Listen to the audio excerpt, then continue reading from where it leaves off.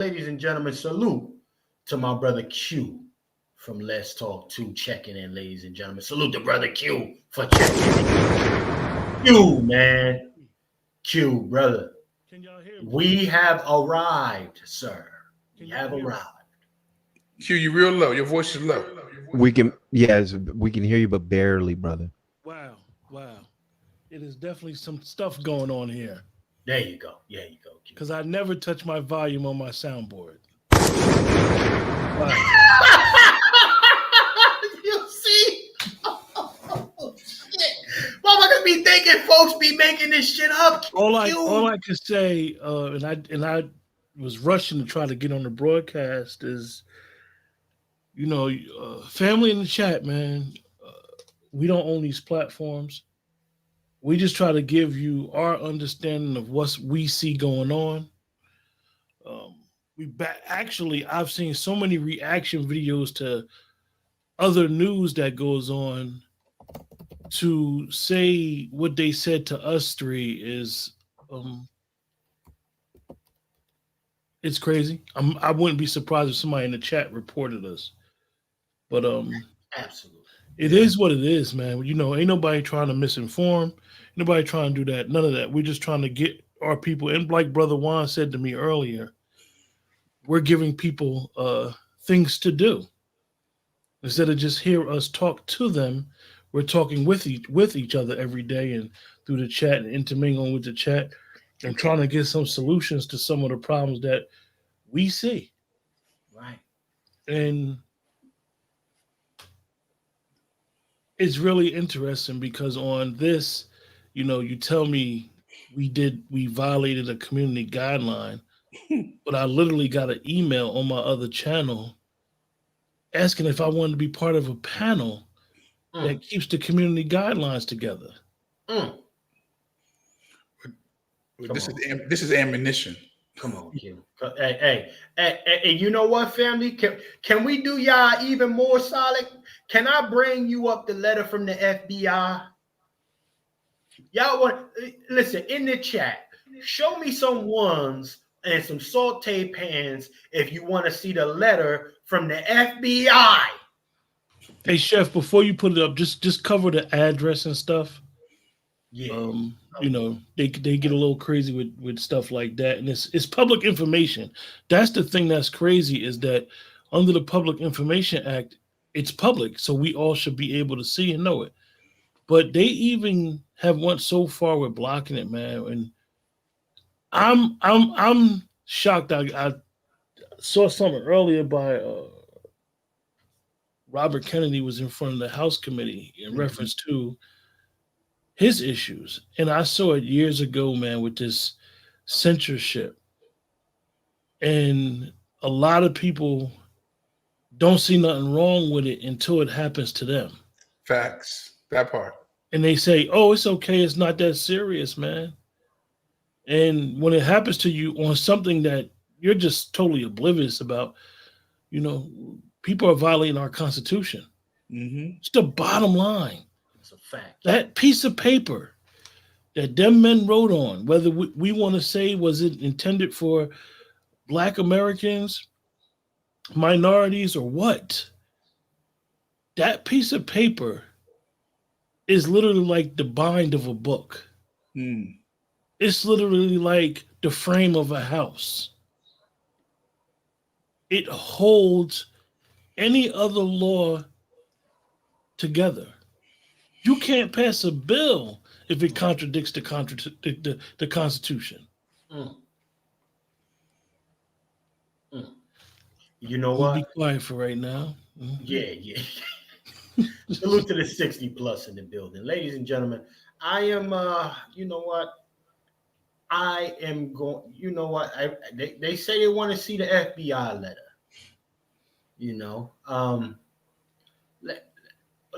First and foremost, let's check the dislikes and the likes. Yes, get the dislikes. If y'all want the FBI letter, I need to see the dislikes and the likes. God damn it. Let's get them dislikes and them likes up. Y'all choose, but get one of them up. Okay, let's get one of them things up. Let me check my platform. Twitter, y'all bugging, man. Why y'all ain't retweet this? Twitter, y'all hating on me. I thought we fuck with each other. Pause. YouTube, what's good? You know, the likes is low. Very low. Hey, Chef, I was talking with, we talked also earlier with Brother Q about out of all the broadcasts we've done, and we've said some stuff recently that you would think would get a flag. That broadcast yesterday, and I thought it was kind of mild myself. I thought that It was. very mild. That was super light compared to what we've. It was a reaction. It's tons of reaction videos to State of the Union, all types of stuff. That it was just a reaction to an interview. But you know what? I think, again, as I said before, what we do, which is different from other broadcasts, is we give people instructions. You, Vader, you get them information about your app and what they need to do and how to support it. We got niggas on panels that are actually doing shit. This nigga is making a whole tech. Yeah. How dare you, Vader? Who the fuck do you think you are, sir? A whole green book, a digital green book, a 21st century digital green book. Okay. Who does this nigga think he is? You know, the audacity of hope. Yeah. Everybody's giving. I like that, Vader. the joy person. That's the name of his book, right? That's his book. That's his book. That's his book. Yeah, we definitely about to pull this FBI letter. Let me clean it up first.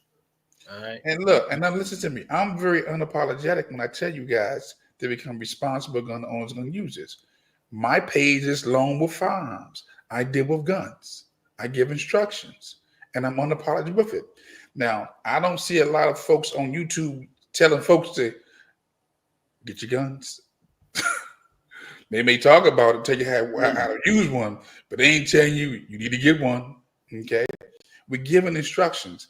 I don't run from giving instructions because I believe that at the end of the day, that the proof of love is the willingness to protect. If a person's not willing to protect you, he don't love you or she don't love you. That's the proof of love is protection. Whether you're going to use a gun, a bow and arrow, a club, a knife, a baton, some OC spray, whatever you use, we're giving instructions. And I think that is the caveat that that's the two-edged sword with YouTube, because you get the information that you're getting, the entertainment, the foolishness, and then you're getting instructions. And you'll get instructions, which is, you know what? How often do you get people to tell you what to do? Even chef tell you, we're going to cook. I'm going to teach you how to cook them collard green egg rolls. You're going to learn how to cook a moist turkey. Okay? So we all come up with some instructions, even down to Q. We all give yourself in Dr. Short. So this is different. Look at it. This is different, man. This is not like your other broadcasts or platforms. We different over here. We are creators of content. We ain't no content creators, man. That day is over. But I pause. Pause. You know, I'm working on pulling this letter up here from this young man. Okay. And particularly it was sent to our brother Dr. Short. Okay. You know, I'll say this. A lot of you guys got to realize this. And I've come to the realization that some of the most profound or popular YouTube sites or platforms, I think they are agents. Can I prove they are agents? No, but I got locks. My locks are my antennas. Ooh, and I got 3 levels. Bro. Yeah. Yeah. And I got 3 levels of protection. I got my ancestors. I got my angels. Okay. And I got, what's that? The ancients. The ancients. I got 3 levels of protection. And when I'm I'm scouring through social media and I'm coming across certain platforms, I hear the word agent, agent, agent. So I'm not no more pressed about the numbers, because when I hear agent in my spirit, you an agent. And look, I'm full disclosure. You guys know, if you don't, I'm retired police of 27 years, DC, Washington, DC. Okay? Keep it clear. Okay? I was a part of the alphabet, not the LGBTQ. I'm talking about the NSA, the FBI, the CIA, the MPD. Okay?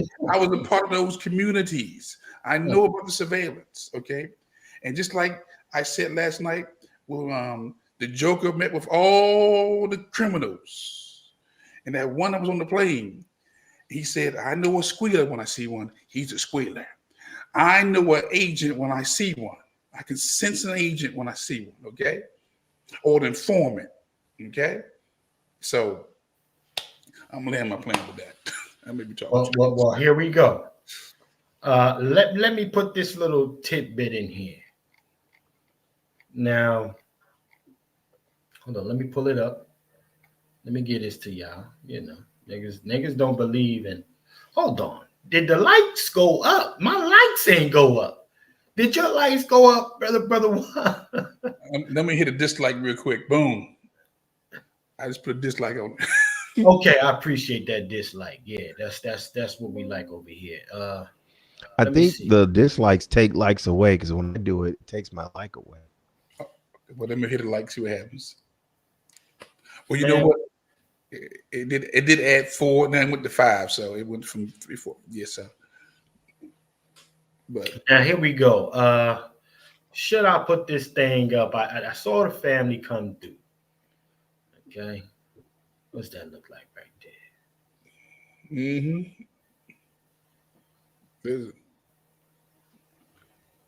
We see it. It's not big, but we see enough. Yeah. That was a quick little flash. Pause. Yeah. That was a quick little flash for y'all. When you catch the replay, you can go ahead and zoom in. Well, again, watch this. Surveillance is real. Censorship is real. And again, it only takes one person to hear us and realize their whole life has changed. It's like a pebble being tossed into the pond. There's a ripple effect. And look at, like I said, our videos, the ones that's up here, we can be going off the scene and somebody will come across our videos and realize, you know what, this is for me. So, you know, what they try to shut down now, they keep it up there. Somebody gonna come across these videos and realize, you know what, this is what I've been waiting for. Okay. Well, I'll tell you, gentlemen, with that being said, you know, let's move into the first splash nigga shit. Now there's a lady by the name of Chromos, okay, and she has contributed to what's his name, Charleston. Well, she was on the platform with Charleston White with the heavy nigga talk, this and that, and I just want to, you know, my question is are folks really upset about people using the N-word that's not Black American? Is that a genuine, outrageable, actionable thing? Or is niggas just going, as far as the action is concerned, is it going to the internet and complaining about somebody saying the N-word? Now, we've seen it done with Joe Rogan, right? We spun the block with Ryan Garcia. Okay. And now you have this Chromos chick who is, I think she's Ecuadorian or something, but you know, she one of them loud Spanish chicks with all types of breast implants, and niggas is thirst trapping. So they, you know, niggas is giving a lot of the I'll still hit that energy, you know, when it comes to a female like this. So let me pull this up for y'all. Let me pull this up, okay? Now, Charleston White got at her, you know, for talking extra crazy. But again, you know, that's not going to stop a lot of thirsty niggas from still wanting to hit that. Oh, shit. My nigga Fanny P in the building. Fanny, what's happening with your Fanny P? What's happening? Oh man, salute to Sister Fanny. My sister, I think my sister DW in here too. Salute to Sister DW. I ain't put no respect on you. I can't remember, but so salute to my sister. Me and DW. Okay. It's good to see cats coming through on a late night. Negro, tap in, brother. This is for you. You might be on a slave. Are you on a slave shift tonight? Are you on a slave shift? Let your boy know, man. But let me go ahead and play this for everybody. Let me play this. All right. Here we go. Oh, I'm already rich, my nigga. I don't need to sub people out. They got niggas in Canada. Duh. There's niggas everywhere. You should know that. I'm not. No, it ain't. No, there ain't niggas everywhere. Niggas come from America. Cause the niggas come from America. Niggas got nappy hair. Niggas eat pork chops. No, it ain't niggas everywhere. Now you got that confused, Miss Lady. And you ain't no nigga. Now you just using the word nigga, but you ain't no nigga. I'm and a you real can't ass nigga. That word. Man, you can't my nigga me to death, and you ain't no nigga. I'm a real ass nigga. You ain't no motherfucking nigga. You don't want to be nigga. You don't know nothing about being. You don't know nothing about being no nigga. You can't call yourself. All right. Let's stay here for a second with this. Now, first and foremost, again, she got a little body on her. Best body money can buy. Right? So, yes, there's a few cats that's even checked in right now saying that they would hit that. They don't care if she say that, say nigga. As long as he or she get a chance to hit that, it's cool. Listen, there's no legitimate consequences there hasn't been any real legitimate consequences for this because we're not seeing, as far as people checking themselves going the other direction. We're seeing more people feeling comfortable saying this from all different types of backgrounds.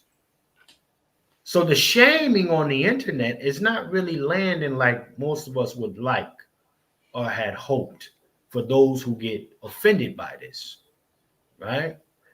I'm offended. Am I offended? But let's be honest. Here's what I want to say, and then I want to hear from the brothers.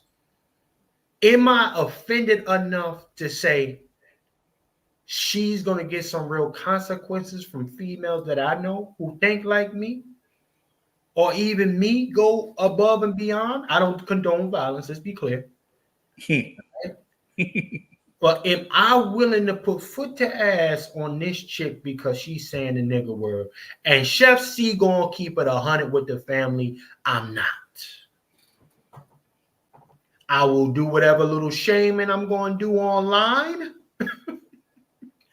I'm going to do my little microphone shaming like most people do. And then it's going to be back to business as usual, ladies and gentlemen. It's going to be back to business. And that's me. And you know what? I'm honest enough to keep it a buck like that. I think a lot of the outrage, folks won't keep it 100. Like you're not going to be like, yo, listen, this chick is getting crazy. Somebody need to teach her a lesson, blah, blah, blah, and actually do it. Because if that's the case, a Ryan Garcia, okay, wouldn't have came out extra fly like that. There's so many cats that aren't Black Americans who say, yo, man, I say my nigga around these cats all the time. They cool with it. So is it real outrage, brothers, or is just an internet thing to keep them algorithms jumping? Let me go to my brother Q from Let's Talk to. Holla at me, brother. Oh, first up the bat, huh? That's right. That's right. Well, I'll say this, right? Our grievances have been minimized. So when you minimize the grievances, people will not feel like it's an offensive thing. think of the word. This is the word that you can say freely on YouTube. Out of all the words that you could say about anybody, you could say that word freely. That's a fact. On YouTube. You start talking about the small hats, any other group of people, and you go too far, you're going to have what we had yesterday for something else. So that goes to show you that in general, the general consensus is that word, it has no effect. And like you said, the outrage would be a spontaneous outrage. Well, you might get a bunch of people reporting her page, you know, basically ostracizing her. But how far is it really going to go? You know what I mean? This I use the word in some terms. I'm not going to sit here and sit up here and say I don't. But we got to get to the point where our grievances or get back to the point where every grievance that we have is serious. Right. But we're not being taken serious. I hate to say it like that. We're a joke. You know, it this whole conversation can lead to some other stuff, but we need to realize that we cry about an issue for 2-3 days, maybe a week, maybe a month, maybe a year, and then it gets swept under the rug.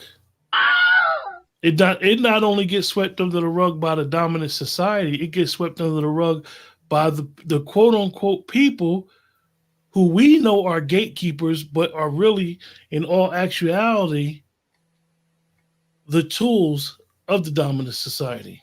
Come on. Let me just read this quote, right? A lot of people don't really understand what our brother Booker T. Washington was saying.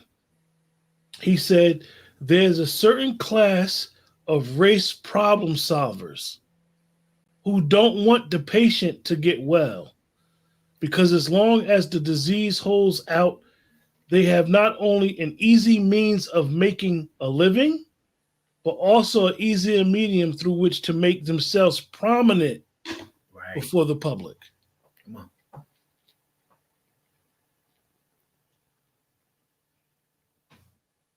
Listen, we could take that for what it's worth, but he's basically talking about our grifters in our community. Right. Who have been running around here acting like they really been giving and helping us get some tangible gains and some equity. Because we don't want equality. We want equity. We aren't getting them because we're being gatekeeped. This word should never be spoken by nobody.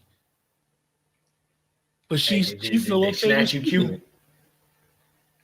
And I'm going to plant that thing there. I'll salute to you, Brother Q. It looked like they had snatched you already for a quick second. Let me put some respect on one brother real quick. I don't think I did it, but I'm going to put some respect on my brother Dimitri for hitting the Cash App on GP, supporting the program. Salute to Dimitri for hitting the Cash App. Down here. That's appreciate you, Brother D. Peace, pause. Salute to Brother D for supporting the program. Ladies and gentlemen, if you'd like to support the program as well, hit the Cash App $FTS49 or Vimeo at From the Soil. We appreciate your contributions. But yeah, Brother Q, the laughing stock person of any community now, right? I spoke, and I think I said this to the folks before.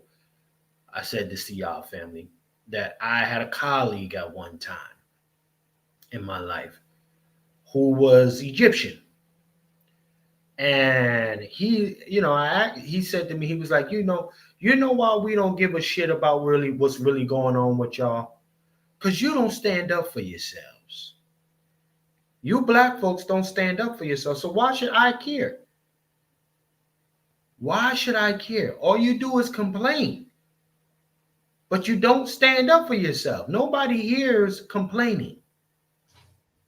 Nobody even cares about it.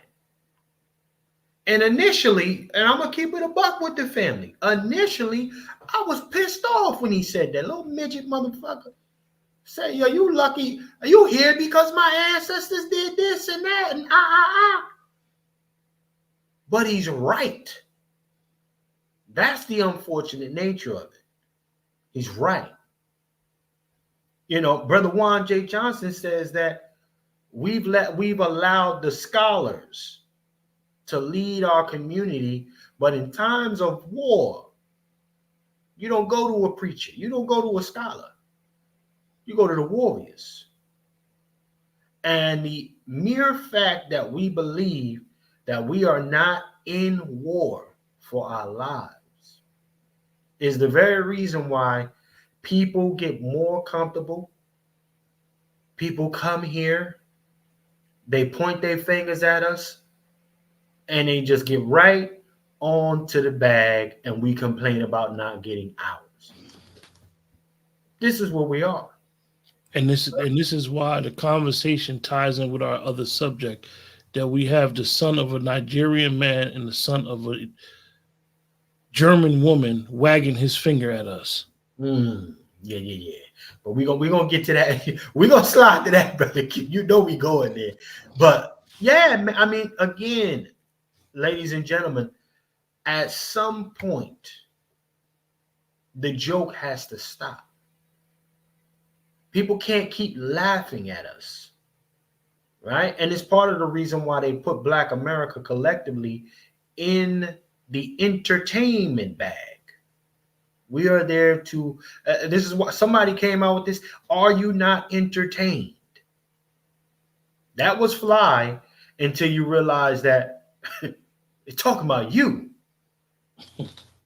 Huh? So let me go to my brother, brother Juan J. Johnson. Then I'm gonna come to you, Brother Vader. You know, we're seeing the circus always being in town. The Universal Circus, to be more specifically, unfortunately, right? Always being in town. So the ha-has and the kikis, right? They go to us. They know us. You want the jokety joke? Go to the blacks. You want to come up in America? Go to the blacks. Right? You want to live better than you? Watch them, study them, and then sell to a Negro. What say you, Brother Juan J. Johnson? You're on mute, brother. Let me get Brother Juan. There we go. I'll say it before and I'll say it again. Where there's an offspring, there's a root. Where there's a tree, there's a seed. And again, it's unfortunate that Black Americans are going to have to take this L for this. We have made oppression look sexy. We've made oppression look good. We're the only group of people who literally make oppression looks good. Because people on the outside seeing us flossing, bossing, housing, flying, traveling, right? But don't know the struggle that we continue to go through to do those things. Right. So when they get here and they compare where they're from to where they're at, you niggas don't know what y'all got here. You niggas don't know what y'all got here. We built this. We know what we got here. We know exactly what we got. Right. Come on. We got here, you know. Yeah. So it's a two-edged sword. Again, a lot of the folks who from other countries, continents, they see the nigga as a term of endearment. You know, it's gone from 200, remember, from 1619 to, let's say, 1865. We're talking about 257 years. Legal slavery. Well, hold on, Brother Wolf. What? Let me help you out here. What you talking about? This? Yeah. Nigga hunting, nigga. We're going, my nigga. we're going on picnics. Pick a nigga. Pick a nigga. Hunt a nigga. Pack a nigga out. And yes, ladies and gentlemen, what you're seeing here is an authentic nigga hunting license. Just like you go get fish license for the day to go fishing, this is what they got for a day to go hunting a nigga, ladies and gentlemen. Go ahead, Brother Juan J. Johnson. So I just wanted to make it make sense, sir. That's all. But these things were not taught and continue not to be taught in school, right? So to the folks who come in here and not know the history, they look at us like we're crazy. You know, like we're ungrateful. You know, that's why I put that shameless plug in the American Slave Code in Theory and Practice. Come on. Because it dealt with that nigga. You know, that colored nigga. You know, that mulatto.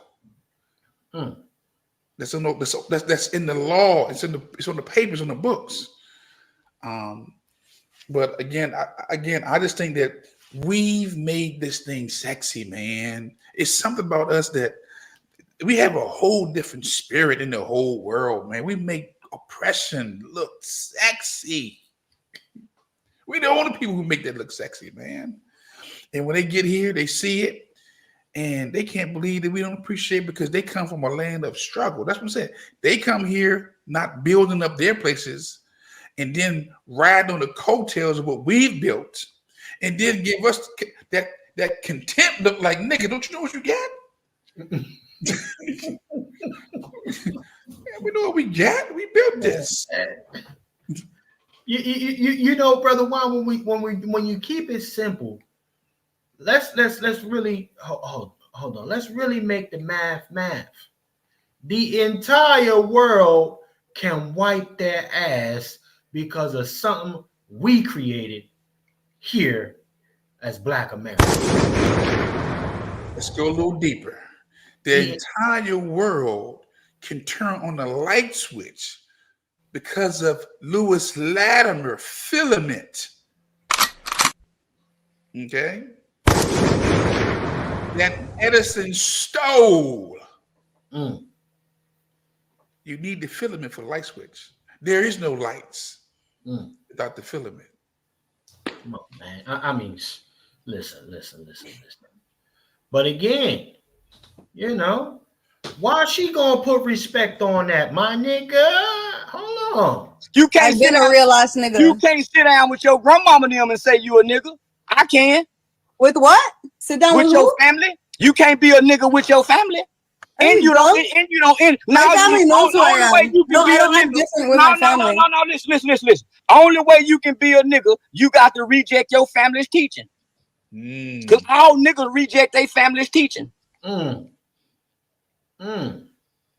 Brother Vader, are you in the building, sir? Can you dissect what this young man just said? You got to reject your family's teaching, sir. What say you? I say that a broken watch can be right twice a day if you look at it at the right time. Come on with it. And these coons, you know, can say something accurate once in a while, and when we're watching at the right time, it sounds correct. And we also know that as this campaign draws to an end, it's time to break a lot of these tools, especially the ineffective ones. Right. So what we're seeing is the lead up to the breakdown, to the broken tool. Well, I would have to second that to some degree, because we've seen a lot of people getting packed up over the last month or so, because one, the propaganda machine is looking really disgusting. It's like, God damn, we put billions behind this hoe, and she's still fumbling the bag. God damn. This whole still got us looking crazy out here, but we'll get to that, family. I don't want to speed up the program. Let's play a little bit more of this exchange. Okay. What does that mean? This nigga We don't believe nothing our parents taught us. We don't value education. We don't value working hard. Now, that's the nigga. She want to be an uneducated, miseducated woman. Man, you got privilege, and I'm educated. Man, you ain't no real niggas in Toronto. Man, them free slaves. How dare you? How dare you? Come to Toronto then. Come to Toronto. Niggas never made it off the How dare plantation. you say there's no real niggas in Toronto? Are you fucking dumb? The niggas You're never made fucking it out of off your the mind? plantation. You up there with them free niggas. Them niggas got away from slavery. The niggas never got away from slavery. What the hell is you talking about, girl? You don't even know nothing about You're not educated about Canada then. You're not educated You about don't know Canada. nothing about no nigga can't talk back to no white person. You talking back Everyone to a knows white American man. What education you is the talking worst about? How you education. gonna So I don't know why the claim fuck you're niggas talking with a like you're smart mouth fucking like educated. that You're to a not white fucking man? educated. But let me say this, ladies and gentlemen. I don't think anyone on that screen know what a nigga is. They don't, because Charleston White was given a history lesson. When folks was on that abolitionists or those underground railroads, they was going up north to escape the slavery piece for freedom. They have no idea what he's saying right now. I'm looking at the age of these folks. They're very young, very immature, and don't know the history. He's 100% right on this. When they went up north, they weren't niggas no more. They was freemen. I got Who is hey, this let me say shiesty this. bum? Shout out to my nigga Shiesty, man. Shiesty, but she 100 with that. Shiesty, that nigga Shiesty is 100. Niggas will still wife this. Niggas is still sending flowers and chocolates to this bust down because she got implants. She fair. That colorism shit is real. Okay. Niggas also want to have a little exotic on their arm. Chef C, that's it right there. Bingo. Exotic. That's what these people say. Oh, she exotic, yo. I can make her out of something, yo. Yeah, light, bright, damn near white. Yeah. Yeah. And she got the booty implants and the ass implants with the little pump up bra. Yeah, niggas is pocket. Niggas is putting that in the back pocket. Mouth. And they gonna be happy that she calling them a nigga. She speak that guala guala too? Yeah. But that mouth, man, you know, Brazilian butt lift, okay. Titties, okay. Can they cut her vocal cords out? Can they do that? Nah, that's an upgrade for me. Well, check this. Believe it or not, some folks still want to hear the sass. It's a turn on to some of these dumb fools. Okay? Salute to my brother, Next Level, for checking. Some folks still want to hear the sassy mouth because then that makes it real for them. That makes it real. If she ain't got the little walita, you know, any of that little tongue and little twang on her, niggas ain't buying it. Huh? Bro, so she gonna niggas get are sadists. The word, some niggas is getting turned on by this. Just being able to look. Listen, man. I got some photos. I'm gonna pull some photos up shortly, but nonetheless, again, in this moment, it's not about being educated. She don't care because I can guarantee you that there's black men around her that let this chick say it, and they actually be like, "Listen, you good, sit, mama, you good." Yeah, I mean, yeah, whatever.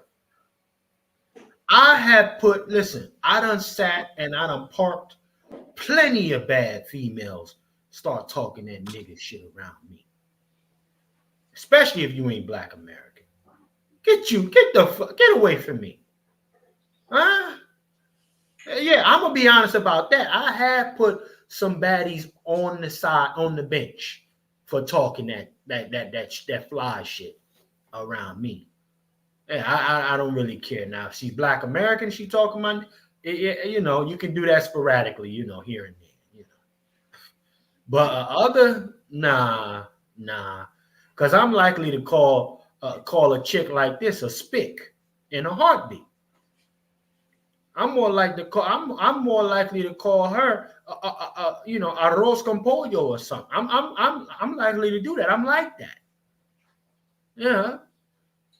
But again, the minute they see these little breastises move around, niggas don't even pay attention to what's coming out this chick mouth no more. It's mama, I made it. You see this baddie? She exotic. Huh? Salute to the 90 plus in the building. I got me an exotic. You know I done came up. I'm a nigga. I'm a little nigga, snotty nose nigga from the streets, they say.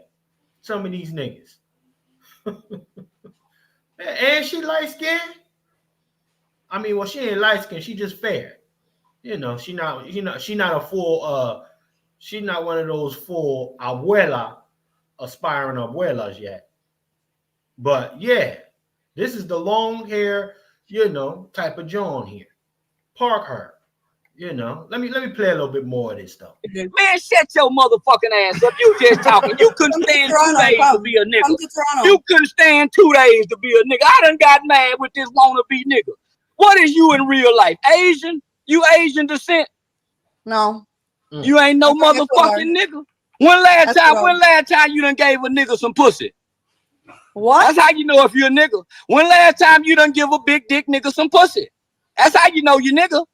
Cause niggas fuck niggas. Ew. That's what I'm talking about. Don't talk that my nigga talk in. Wait, did you hear her say ew? She on that Rosie Perez type of time. Yeah. Yeah.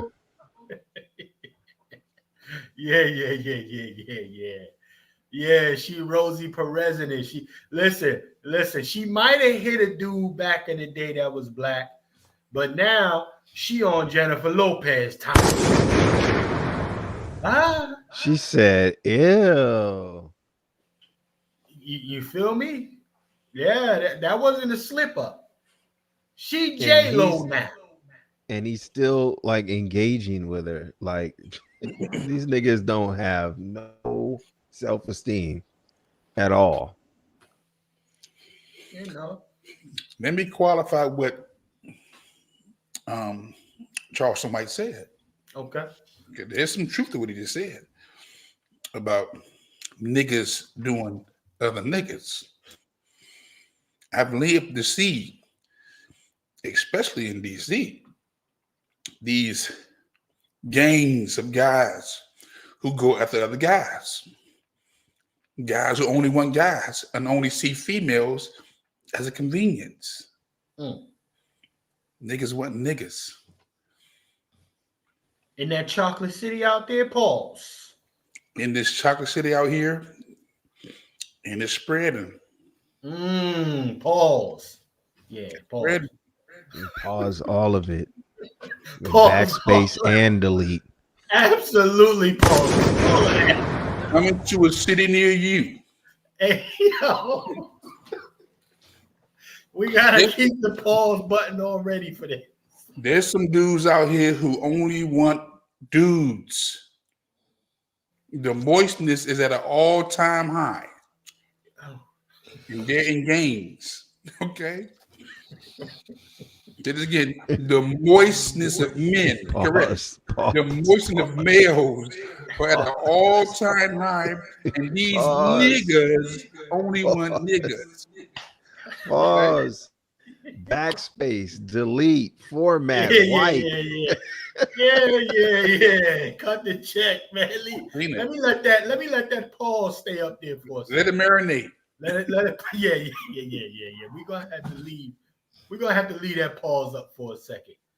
But again, ladies and gentlemen, I just wanted to play this part because, also Charleston White, man, not even 2 days after this, they arrested this nigga.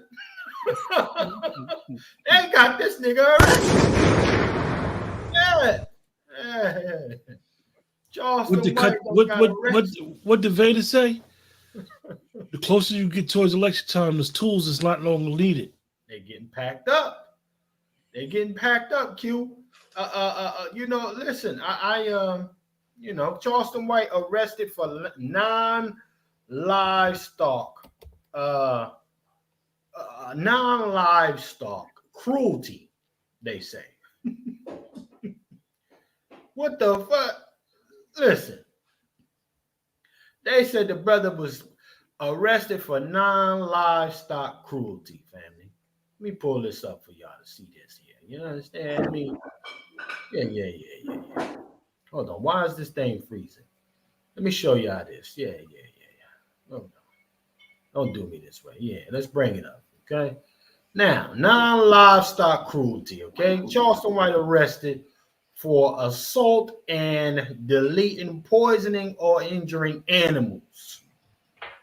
Now, out of all things, they got the dude and they packed him up off of this, y'all.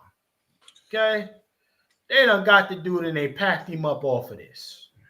Well, if they locked up Michael Vick for fighting dogs, they're going to get him for macing or killing a dog. That's a non-livestock animal is a domesticated animal. It's not cattle. It's something, it's for the home. It's a pet. So he got locked up for either, and I haven't read the story, but if that's the definition they're using, killing, poisoning, assaulting, because an assault is very broad. Well, let me go ahead and read it for the family. Let's bring everybody up to speed real quick.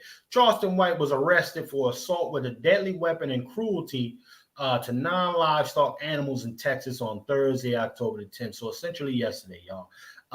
Tarrant County records note the cruelty charge was for deleting, poisoning, or causing serious bodily injury to an animal without the owner's consent. Of course, he remains in custody right now, so the boy is locked up. The internet provocateur was previously busted for the same charges in 2023. White returns to jail proved to be a bit ironic as he routinely antagonizes rappers, claiming he would get them put behind bars. Let's see. Earlier this year, White declared that he would get Boosie Badass thrown in jail for threatening a promoter. White said Boosie intimidated promoter to block the controversial influencer from appearing at a show in the rapper's hometown, Baton Rouge. Okay.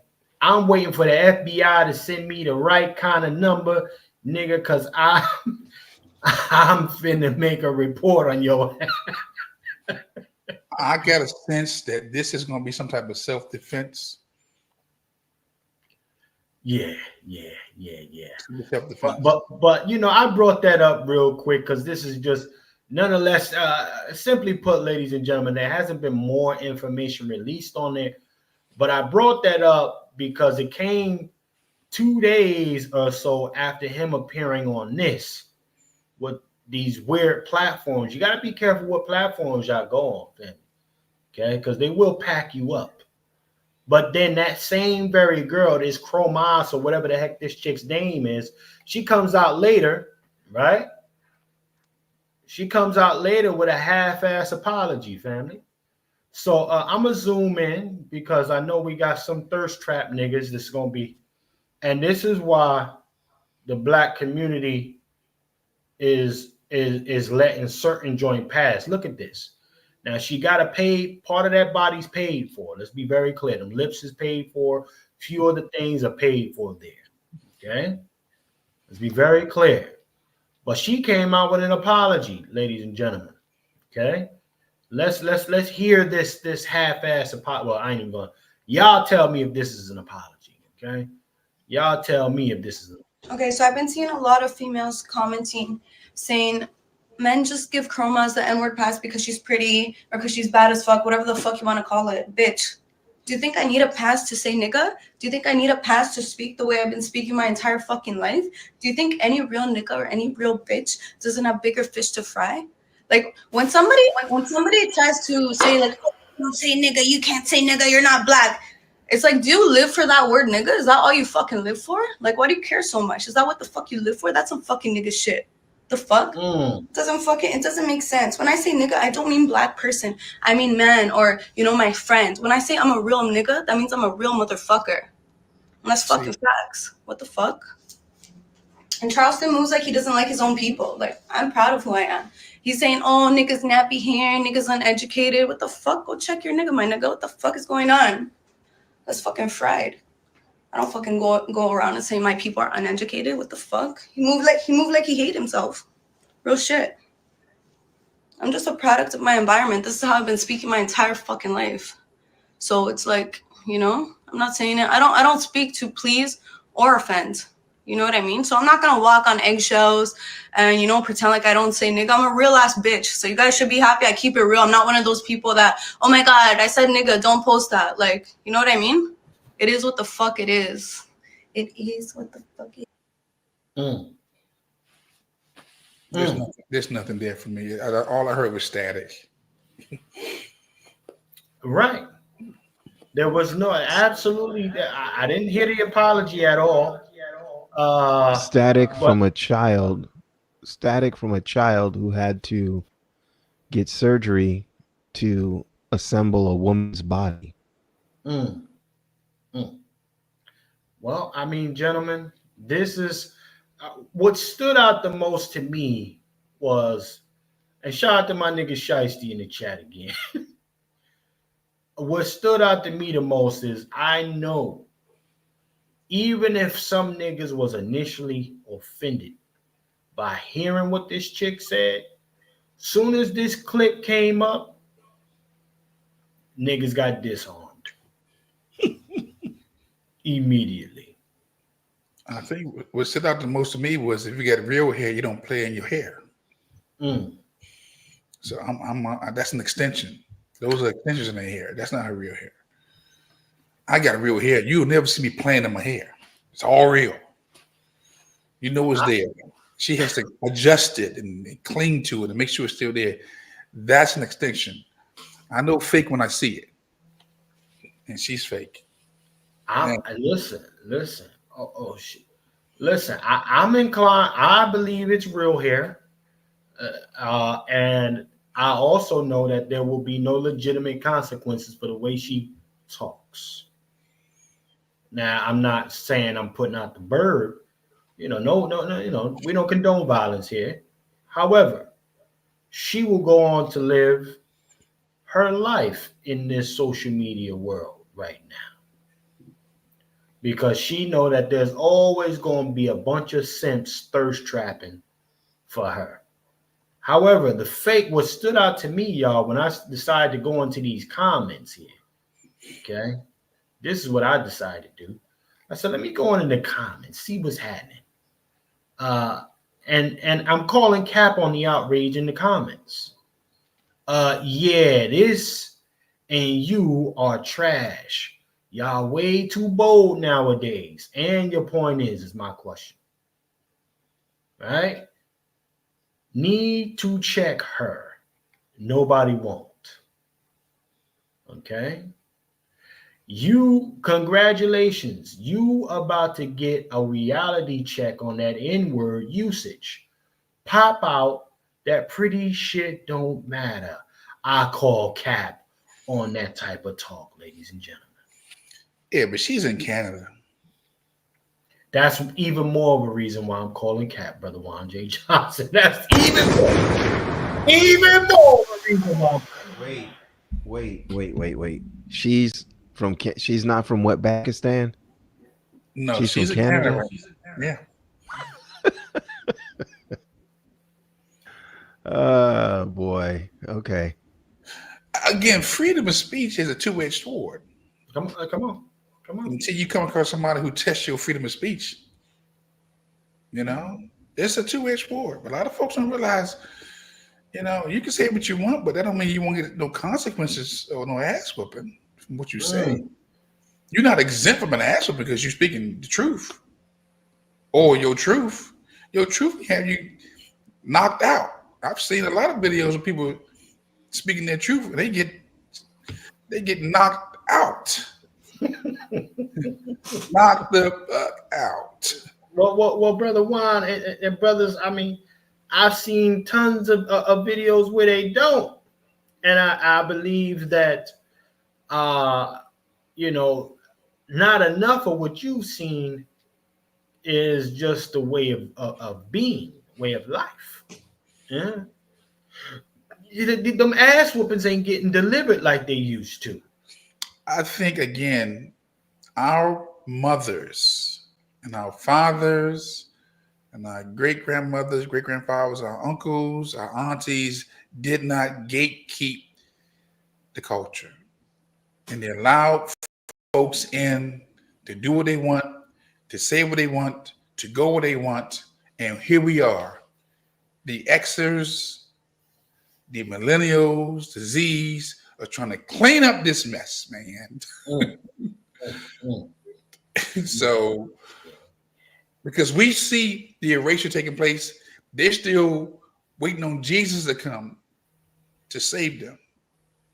But we see an erasure taking place, and we trying not to be erased. And these folks from K-pops to her, and everybody comes in and just blend in, but erase us in their own special, unique eraser way. That's what I see. Well, you know, I'll tell you what, ladies and gentlemen, we done touched on that portion enough. We're going to take a quick commercial break, and we're going to get into what y'all came here for tonight. Yeah. We're going to get into what y'all came here for tonight. A little Barry Soetoro time. It's time to have a conversation, ladies and gentlemen. We'll be right back after this commercial. This is On Their Next Podcast, and I'm your host, Chef C from New Jersey. Y'all keep it locked, family. We'll be right back.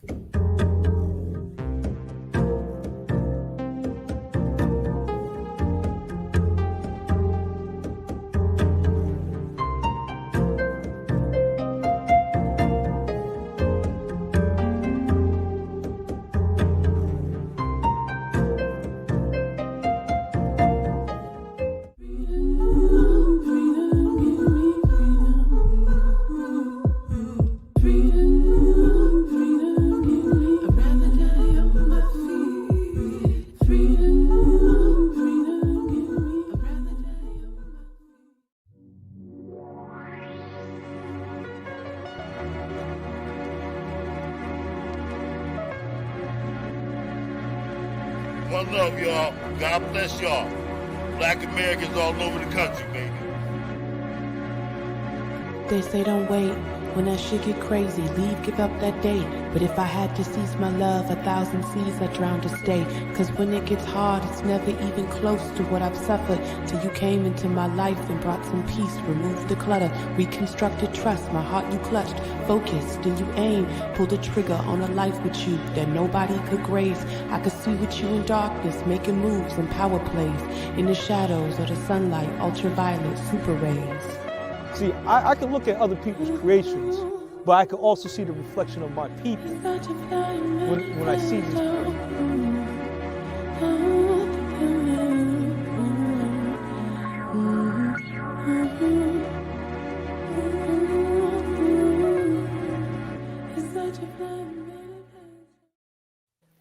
Yes, indeed, ladies and gentlemen. If you're wondering what that is episode New London, Whaler City.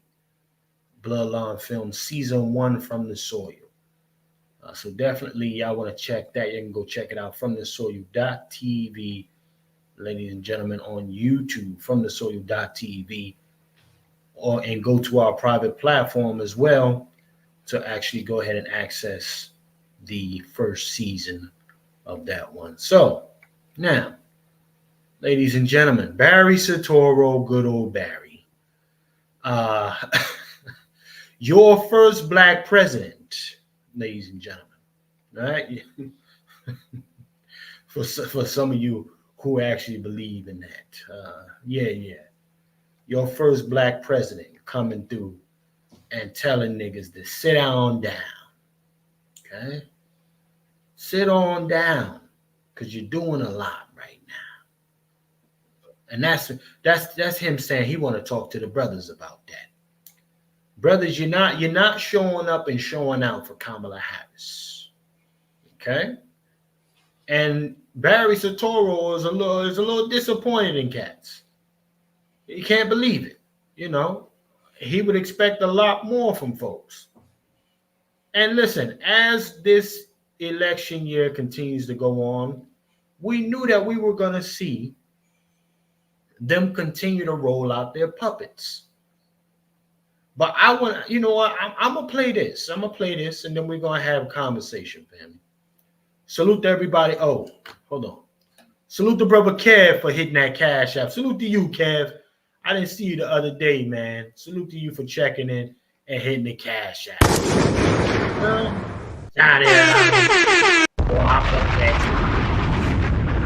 Appreciate you, Kev, as always, supporting the program.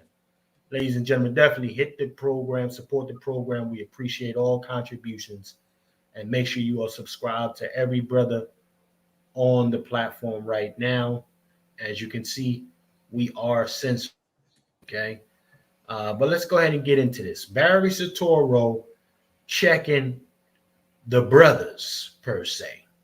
Fuck out of here. Communities is that we have not yet seen. Pardon me, family. I'm trying to turn this volume up. It ain't no more volume to it. Is that we have not yet seen the same kinds of energy and turnout in all quarters of our neighborhoods and communities as we saw when I was running. Now, I also want to say that seems to be more pronounced with the brothers. So if you don't mind, just for a second, I'm going to speak to y'all directly and say that when you have a choice that is this clear, and on the one hand, you have somebody who grew up like you, knows you, went to college with you, understands the struggles and pain and joy that comes from those experiences. Let's pause right there. This nigga must be out his. Okay, this $5 nigga right here.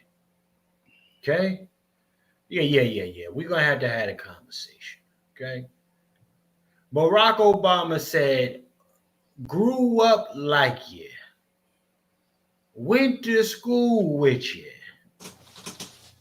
huh? Can understand." Hold on. Somebody in the family that's listening to us right now, that's watching, as a Black American, has your experience as a child been going back and forth during the summers to India? Somebody help me out, because I'm a little slow. Even as somebody help me out. Listen, let me say this. As a Black American, somebody help me the hell out. Is your experience even watching your auntie's grandma put a red fucking dot in the middle of her head? Now, nothing against anybody that's your culture and you standing on that, but it for damn sure ain't Black America. Okay? That's not Black American. Shit, half the niggas, we're gonna have to be honest about today. Many niggas ain't even been out of the country of the United States. Huh? Shit, I know I ain't get out this country until I was in my mid-30s. Yeah? I hadn't been out the country until I was in my mid-30s. So grew up like you, went to school with you, He's not talking to me as a Black American. But what say you, Brother Q? Has that been your experience, Brother Q? Back and forth from India, right? Summers in India, right? Dots on the aunties and grandma middle of their forehead. Is that your experience, Brother Q? Help me out. Absolutely not. And it's funny because I went to school with a lot of paytels. Come on, talk about them paytels. I actually understand her name, what her name really means in the language that I was told by the people from Bangladesh and that Indo-Pakistani area. So it's just funny that this guy comes off his throne to chastise people and then chastise them based off of something that's incorrect. She has no similarities to any of us. Right. And in fact, when you look at a person's background, J.D. Vance has more similarities to a lot of middle Americans than any of these candidates.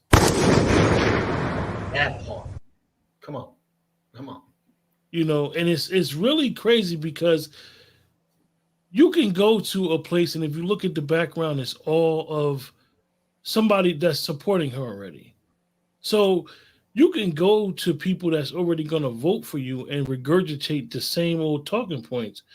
Go to a bunch of independent people and talk to them. Go to people that are still undecided and talk to them. But the thing is that this individual continues to wag his finger at Black American men. He would not be who he is if it was not for Black American men. And that's a cue. He is the tether of all tethers. So we need to understand that these type of people, these are the gatekeepers.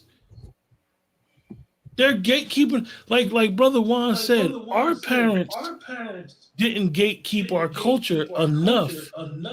And the ones who's gatekeeping it are tethers. Yes. That's the crazy part.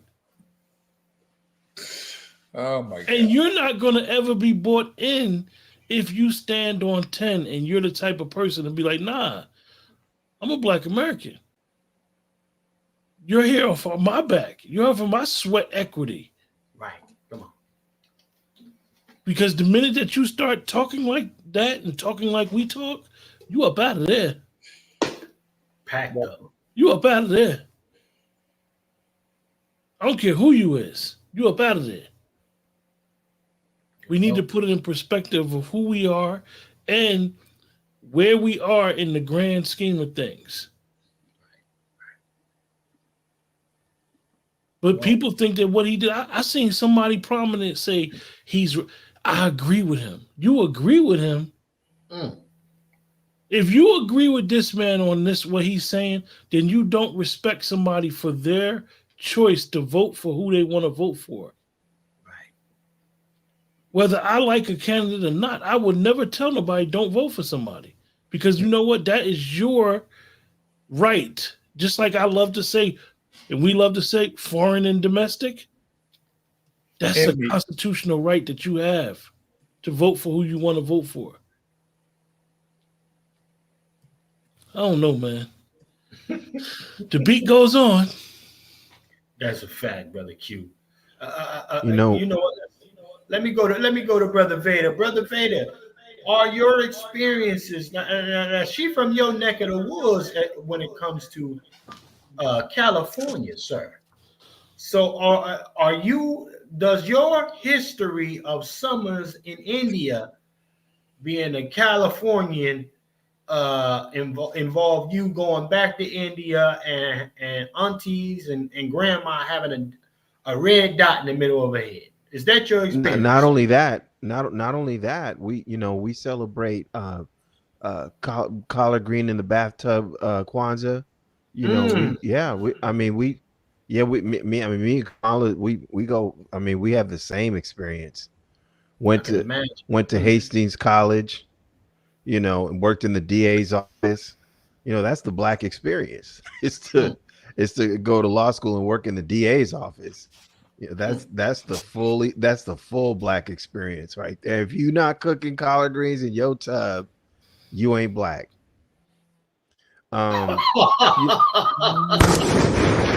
You know, it just blows me away that this man really feels like, you know, he's been a president, and he still feels like the way to campaign is to not offer you something for your vote, but to just scare you and tell you don't vote for that guy. We can't vote for that guy. You gotta vote for somebody who's more like you, who we say is more like you, right? Not hey, this, you know, vote for us because this is what we're gonna do for you. That just completely escapes his brain, right? And it's because he knows who he's talking to. This is how he wants to talk to those people, right? That's how he wants to talk to us. Well, I'll say this, man. He wants to talk, and he's gonna talk because folks still admire and worship Barack Obama. I disagree.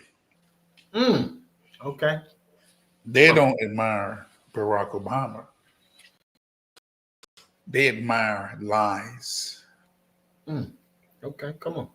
Especially when we've had, he had 8 years of him, and we've had enough time to show and research and prove that he is not who he said he was. But they don't care. They would rather believe a lie than the truth. A lot of these folks just want to be, they trying to escape their own reality. Just lie to me. You know, Barack can't tell no lie because they want to hear the lie. Whatever he says, he's one of us. And they will go to the grave believing that he's one of us, not even caring about the truth, man. Some of these folks out here, again, you can't listen to the masses because the masses, a lot of them want the lie. They would rather have a convenient lie than a digestible truth. You know, just give me a convenient lie so I can spread it. But a digestible truth, no. It's like a cross to a vampire. Garlic to a yeah. And come garlic on. and holy water and rebuking. You. Yeah. And this thing is so deep because our religious leaders who stand on the wall, who's supposed to warn us about the liars, the deceivers, and they could not identify Barack Obama as a liar and deceiver because they can't get beyond his people of color flesh. So you trying to tell me because a person is of a certain hue that he can't lie? This man on record is the drone ranger. He dropped more bombs than any president in the history of this country. Okay? Under his watch, he had the cages and he sent a lot of illegals back home. You just step in their necks. But because we want a convenient lie and we resist a digestible truth, we don't care. That's why I say, man, bring it all. Bring it. Bring Kamala and her destructive policies. And I'll be the first one to walk over the carcasses of those who supported her. That's a fact. I mean that. Listen, Just imagine, you know, for all of our beautiful sisters out there, just imagine you rolling over to your husband and your husband telling you he's your leader, and you telling him, I don't trust your direction, I'm gonna listen to Barry. Like, this is what he do. He is the epitome of destabilizing the nuclear black family. But Brother True, we have a precept and an example, because the sisters in the church believe their pastors over their husbands. And so Barry or Barack is their pastor, their leader, instead of their husband. And they deserve him. And I would say, if they choose him over you, then you leave them. Oh no. Talk, Brother Juan. If they can choose Barack or any so-called leader over the instructions of your husband, because I got scripture. I got scripture for what I'm saying. God told Abraham, I trust you because you know why? You're going to give instructions to your family, to your children. You're going to protect and provide and give instructions, not to the politicians or the king, but to every man who has a wife or children. That woman is supposed to look to him for direction and guidance. Okay, whether you Muslim, whether you Islam, whether you Christian, whether you Judaism, well, hell, well, just really the culture. It's always the man, then the woman, then the children.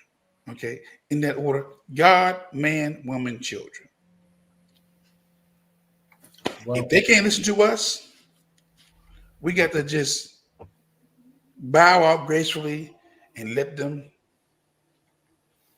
Give them back to the culture. Give them back to the streets. That's a fact. Give them back. Yeah. You're a liability to me. You're a danger to my existence. You gotta get away from you. Yeah. Leave her out there. So when the dude busts them upside their head, you know, these vigilantes, you know. We ain't there to help you, but you know what? Let me remind folks of something. Okay? It's the same man wagging the finger at folks telling us we not showing up. But Barack, you remember this guy right here? That's Barack? The chef. That's the chef. Yeah. Barack. You ain't show up for this chef.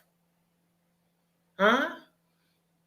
You ain't show up for this. What you do for the family of this young man who's been slain at your property, magically winds up drowning in a pond that's only 8 feet deep when the man is damn near an Olympic level swimmer?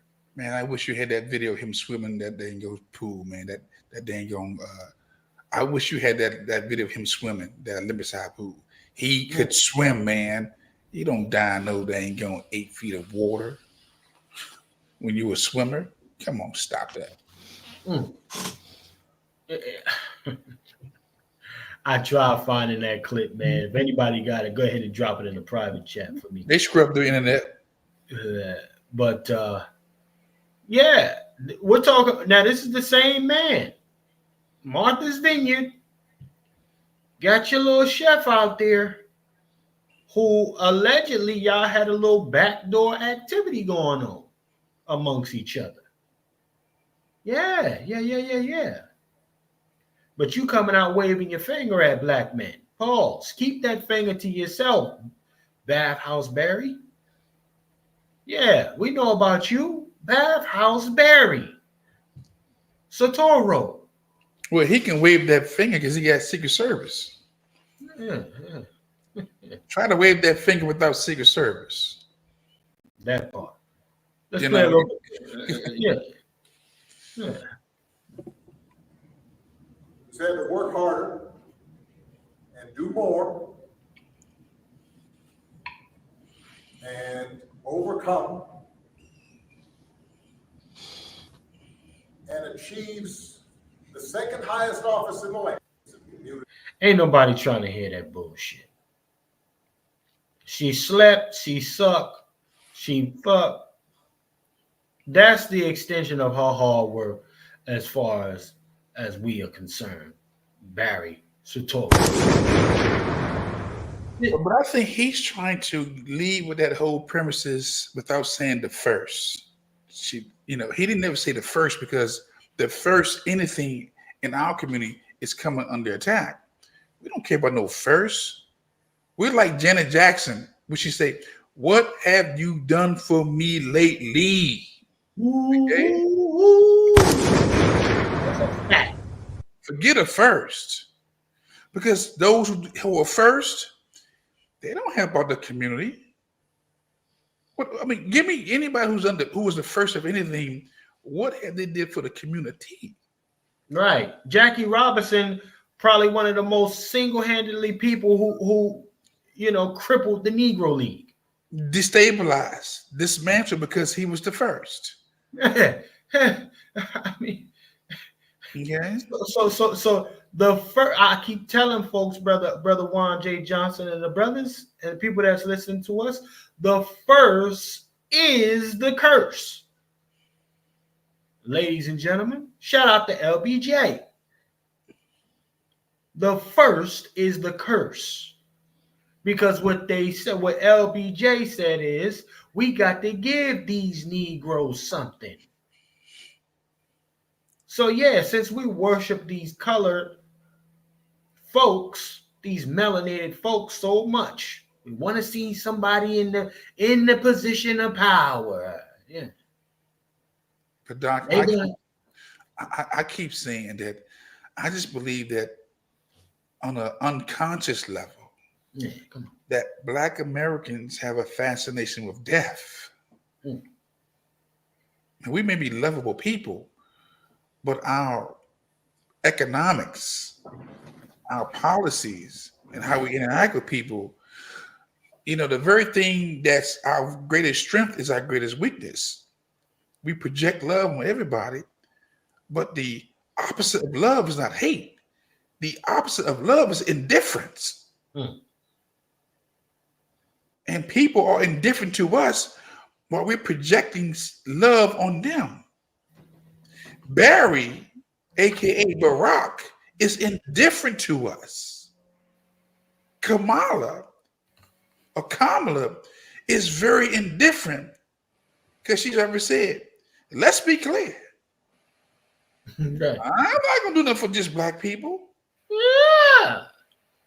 Okay. Yeah. And she said it with her chest. Let's be clear. Right. I haven't heard her tell no Latino. She had a town hall meeting the other night with Latinos. She didn't say, let's be clear. I'm not going to do something for just Hispanics. She didn't say, let's be clear. I'm not going to do something for just Asians. She said, let's be clear. I'm not going to do that for just Black people. That right there sealed the deal for me. Because a politician don't say that to their, as she say, constituents. You don't want to offend your constituents. Even if you did, you wouldn't say it out loud. Right. Go ahead, Q. Right. Q, about to say something. Well, I had accidentally played something, but okay. I'm going to back you up real quick. Pause. All right. Yeah, because she did have a town hall the other day. Okay? And we got this, young man right here, expressing himself to Kamala. And she didn't say, let's be very clear to this young man. But I'm not going, rush it. Let y'all people for yourself. Look, I come from the middle class. My mother was a Brother Chef. Here we go with the middle class. Okay. Go ahead, brother. Go ahead, brother. Did you see the title card on that man? It said some Francisco Medina or whatever his name was. Yes. And it said software developer. It said lives in San Diego. And it said born in Mexicali. And anybody that's been to Mexico knows that their healthcare system is on par or better than our healthcare system. Got the newest, latest equipment. Their drugs are cheaper. Like their healthcare system is way better there. This nigga was born there, came here, and is complaining about the healthcare system here. Why the fuck you don't go back home? Why the fuck doesn't he go back home? Brother Vader, man, listen. But you know what? Listen. What stands out to me like a freaking look at the concern on her face. The concern, caring president to be, you know. Hold on, brother Juan, you muted, sir. Go ahead. I don't see concern. I see somebody trying to sober up to answer that question. See, I know a sipper when I see it.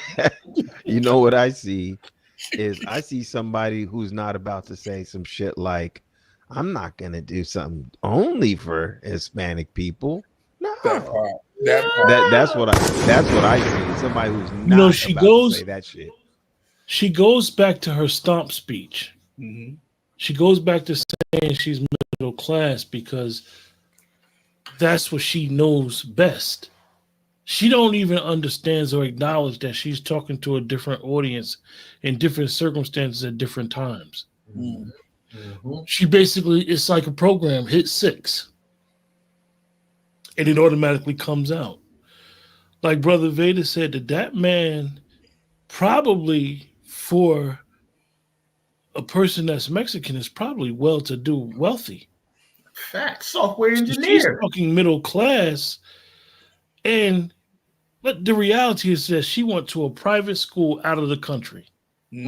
She was not middle class. Her father was here her father and mother were here on visas.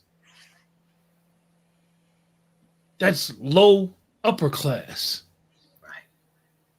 So the whole speech spill and trying to come off as a regular person or to appease middle America or us from some of the burbs or even if you grew up in the projects or the hood, nobody ever said they were lower class.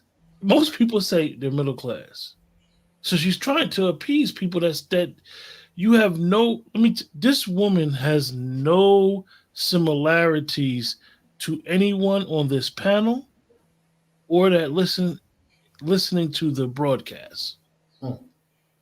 None. Nothing. She went to a HBCU 9 times out of 10 to do a recon. Come on. Gotta see it for what it is. This is the hustle. Hustle. Well, let's go here real quick. Barry Soetoro's background was made up, as far as what we know. And then they come back and they, because Barry Soetoro was the first Manchurian. Okay, the first. Not your first black president, the first Manchurian. Okay? And they say, you know what? Now we got to switch it up a touch and bring Kamala through. Let's bring Kamala. We need a second Manchurian just to put the nail in the coffin on these niggas. We need it to go through. Okay? Shout out to the Negro for checking. Brother Negro, are you up to speed, sir? Just in time. This is Lydia, that Lydia stuff. You know, Negro. Are you up to speed, brother Negro? Okay, they got him. See, yeah, every time I told that brother, send prayers out to the brother Negro. send prayers. You know, he in the belly of the beast. He in the belly out there. But again, the Manchurian, it's a real thing, family. It's a real thing. But you know what? Let me be clear. Let's be clear about something. Y'all better get the hell out there and vote, family. You got the game twisted. Barry Soetoro, you know, he don't care. He want to talk to the brothers, but he want to make sure that you got all types of the brothers out there. That includes the quote unquote Pookies and the Raiders. I need you to make phone calls. I need you to knock on doors. There you. I need you to call up Cousin Pookie and say, Pookie, it's time to vote. Man, every time I hear it, that voice. He brought that. He dusted that bag off. Oh my God, man! I mean, I'm here to cook this nigga. I'm sick of this nigga here. And hey, man, I'm checking in, man. I'm checking in on Barry, man. That dude need to be like drop soap and get down to the drain because we don't need him no more. We don't need no more Barry. Are you up to speed, sir? Are you up to speed? Oh, the brother was listening on the cloud while Negroes on the plantation. Yes, you know, they upgraded the Wi-Fi. They upgraded the Wi-Fi on the Biden thing. They say that we got the high fiber optics joint. All right, so when we're on the plantation doing the two-step, I was listening in, brothers. I was listening in. Yeah. Salute to our brother Devo for checking in, ladies and gentlemen. You know, again, I listen. Don't forget, this the same guy, y'all. It's the same guy. It's the wag his motherfucking finger at folk. Okay, it's the same nigga here. Yeah, let's play some more. Yeah, Pookie Ray. You got all the funny fly names and shit. Where all of the niggas? Hold on, before I play the rest of this. Hold the hell on. Where are all of the folks that was running that talk? Oh, he can't do nothing because he black and he in there with Congress. They gonna keep running. The Republicans is blocking him. And then I heard other niggas say this. Check this shit. I heard other niggas say, listen, you know, he might can't do nothing right now, but when he get out, Barack Obama gonna be looking out for black folks. What? You stupid nigga. Again, stupid. I say they would rather have a convenient lie than a digestible truth. I mean, man, our people, as much as I love them, I'm willing to step over their carcasses. Got to. And cultivate the 5-year-olds, the 7-year-olds, 8-year-olds, even up to 11. And almost just turn my back on the rest of them. Gotta. And that's a lot of people. That's a lot of people, man. Listen, Brother Juan, I'm gonna be so proud of you, sir. When you just step in their necks. I'm gonna be so proud of you, sir, when you do that. Okay? Yeah, and I'm gonna actually, like I said, I'm gonna join you in that patriotic effort of stepping on niggas' necks. When it actually goes down. It's going down. It's just when. We get two wins. You got a WIN and a WHEN. It's two wins. Okay. Go ahead, brother Negro. Go ahead. Yeah. I want to chime in on that. I'm gonna add in that that woman that was saying the N-word. Barack Obama could say the N-word. Ain't gonna get no pushback either. Like, let's really go there. Because like we don't have a code of conduct in our community when it comes to that certain behavior, and we allow that degenerate behavior to the point that it's to our own detriment now. Like, people are doing open all out genocide on our people while they saying the N-word, listen to rap. Like, I know our ancestors was not seeing nothing like this. I know our ancestors know that it was not going to go down like this. Well, I mean, listen, brother Negro, we are in a very interesting place right now where you got to put a lot of respect on the crash outs. I like the direction they're going because it's like putting a crazy person in a straitjacket in a room with nothing but lights on. Okay, and they just it's super bright in there, and they just keep running into themselves and all type of dumb shit. But Barry Soetoro, listen, Barry Soetoro kept it absolutely 100 with folks. He never said he was going to do anything specifically for black folk. Okay, he never came out his face and said, "Brother Juan, you on mute, sir." He never came out his face and said that. Just to be very clear. But the thing is, he did that underneath the guise of blackness and being a black American.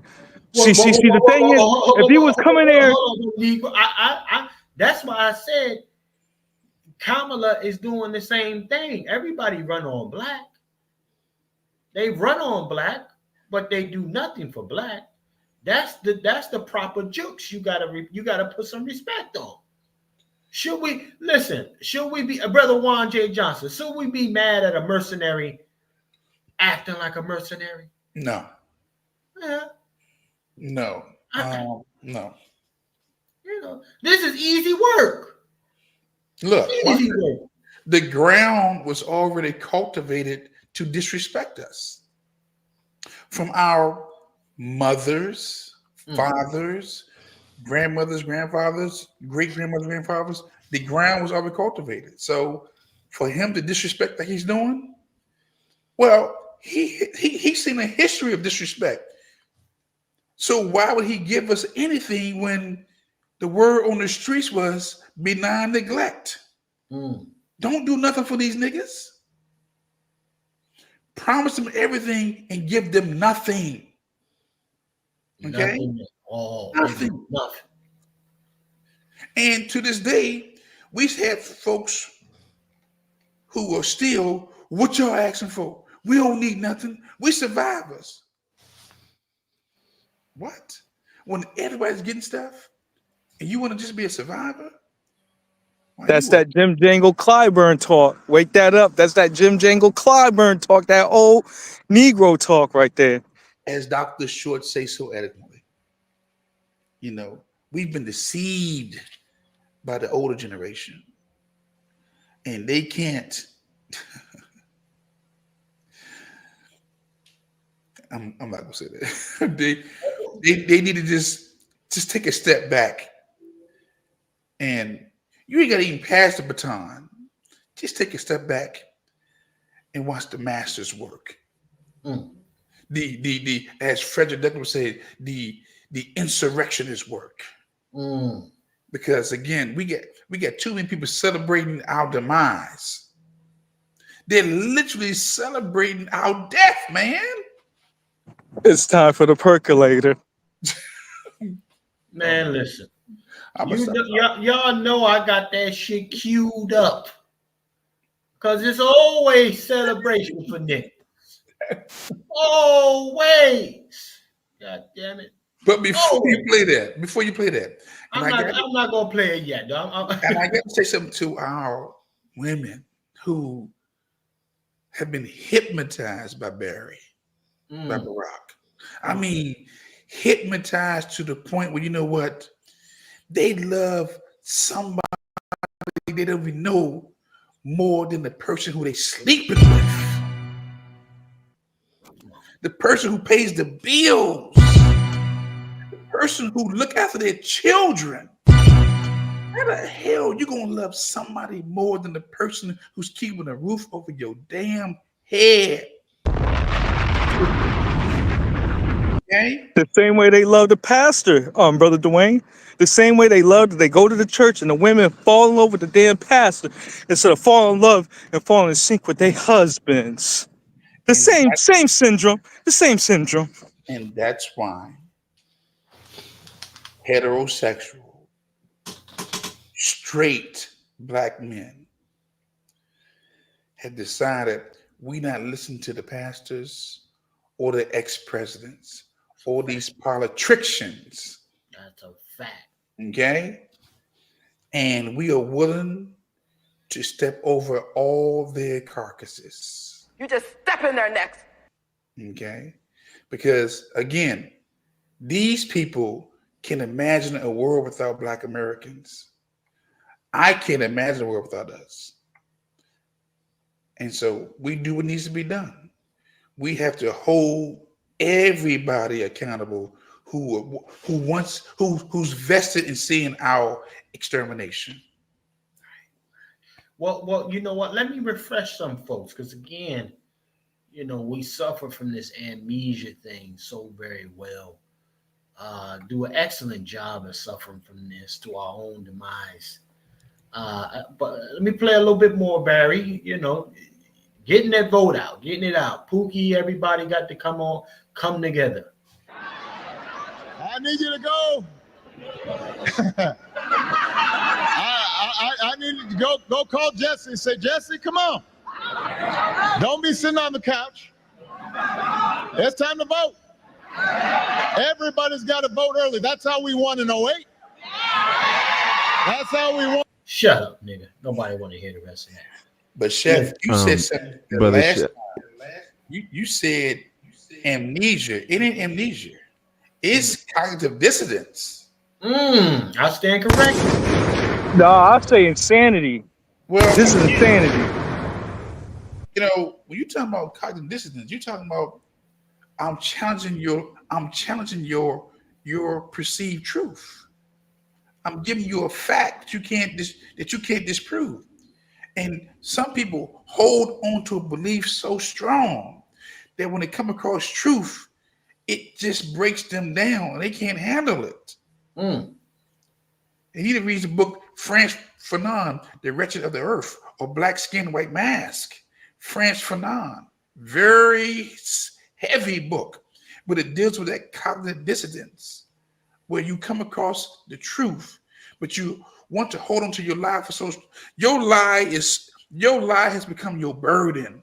Your lie has become a part of you, and you can't give your lie up because it will change the course of your life.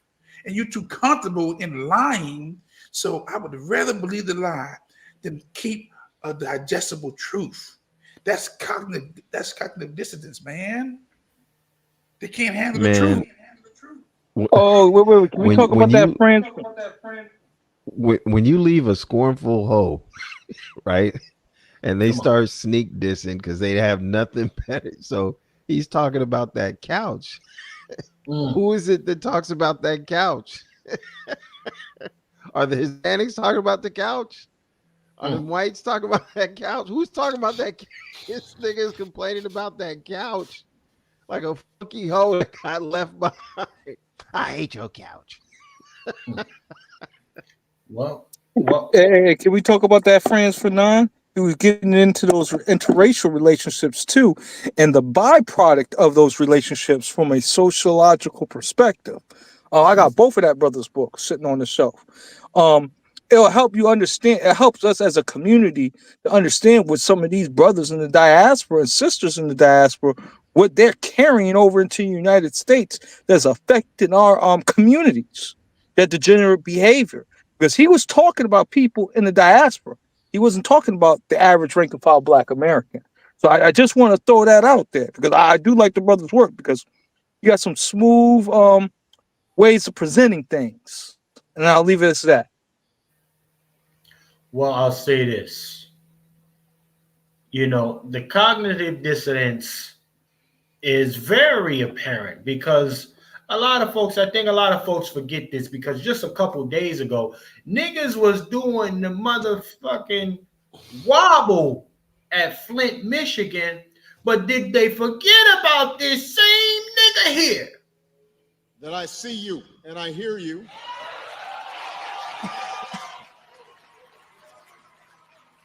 We invest. Can I get some water?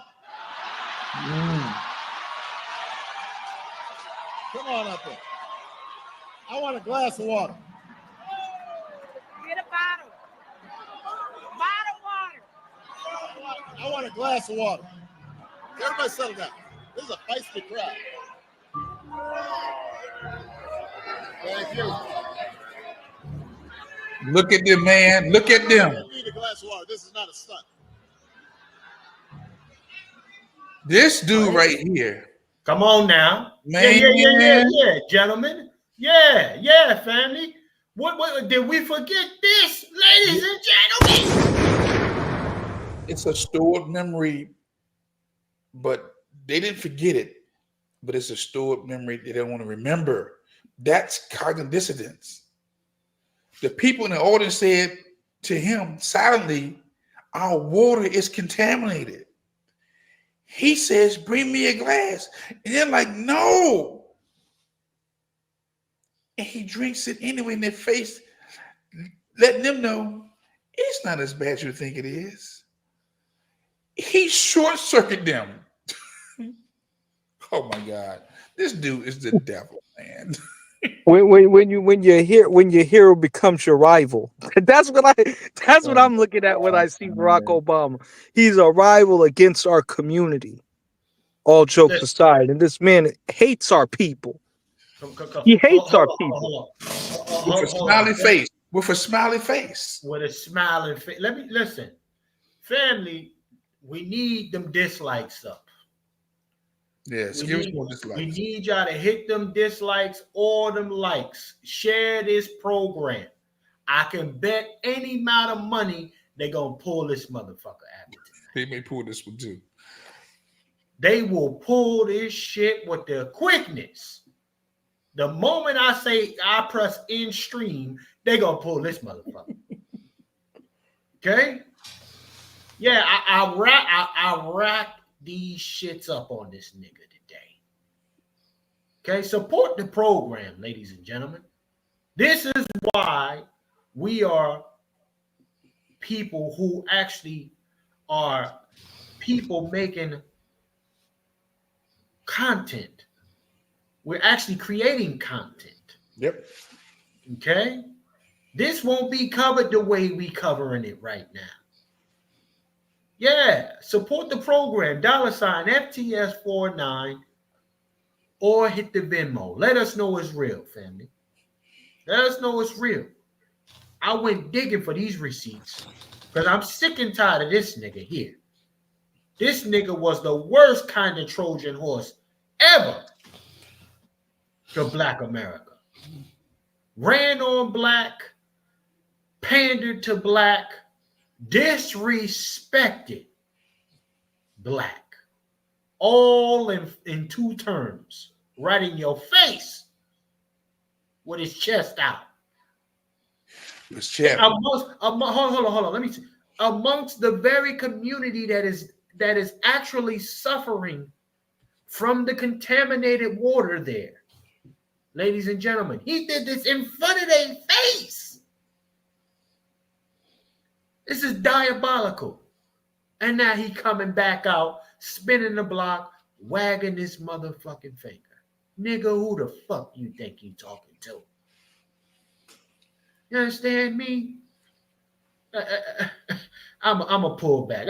Go ahead, Brother Juan J. Johnson. Pardon me, sir. Again, like I mentioned last night on the broadcast that was snatched off of YouTube for misinformation. When you have a fascination with death, which I believe our culture has, the Black community, we believe in fantasies.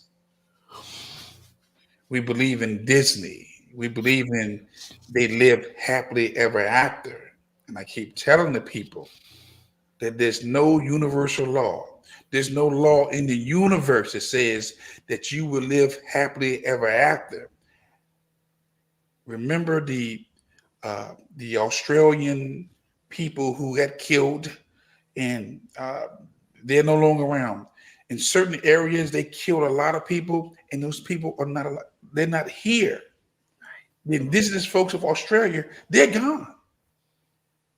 You know, there's many people who should be here, but they're not here because we believe in too many fantasies. There's nothing in the universe that says we gonna live happily ever after. We've got too many people who want to see us gone, but you can't even see it because you believe in too many damn fantasies. Too many of these motherfuckers. And I need you to wake up from your sleep that you're in and realize there are people who want to see you deleted. That they think that the world would be better without us. And I take a quote from Putin who says, he can't imagine a world without Russia. And I can't imagine a world without Black Americans. But there's many people who can imagine a world without you. You can wake up from your fantasy and realize there are people out here all around us. We are surrounded by enemies. They will take from us, but they don't respect us. This nigga right, this $5 nigga right here. Right here. Let me play some more of this, because I mean, cats. Wait. Can I comment on something? Go ahead. Yeah. See, Barack Obama was the first to set off the trend about reparations, saying that he ain't gonna do nothing for niggas. Like, can we be honest about that? When he sat at that meeting with Taisha Coates and said that, what about the Asians? What about the Latinos? What about the white folks? Their tax money shouldn't be for reparations. This bastard, this $5 Negro or $5, whatever you want to call him, he set that trend. He made it hip and cool underneath the guise of blackness. So yeah. That's what I remember from Barack Obama, where he set the blueprint all the way to even down to how Kamala talks with her titties all up, saying, "I ain't gonna do nothing for Black folks." No, she calls that.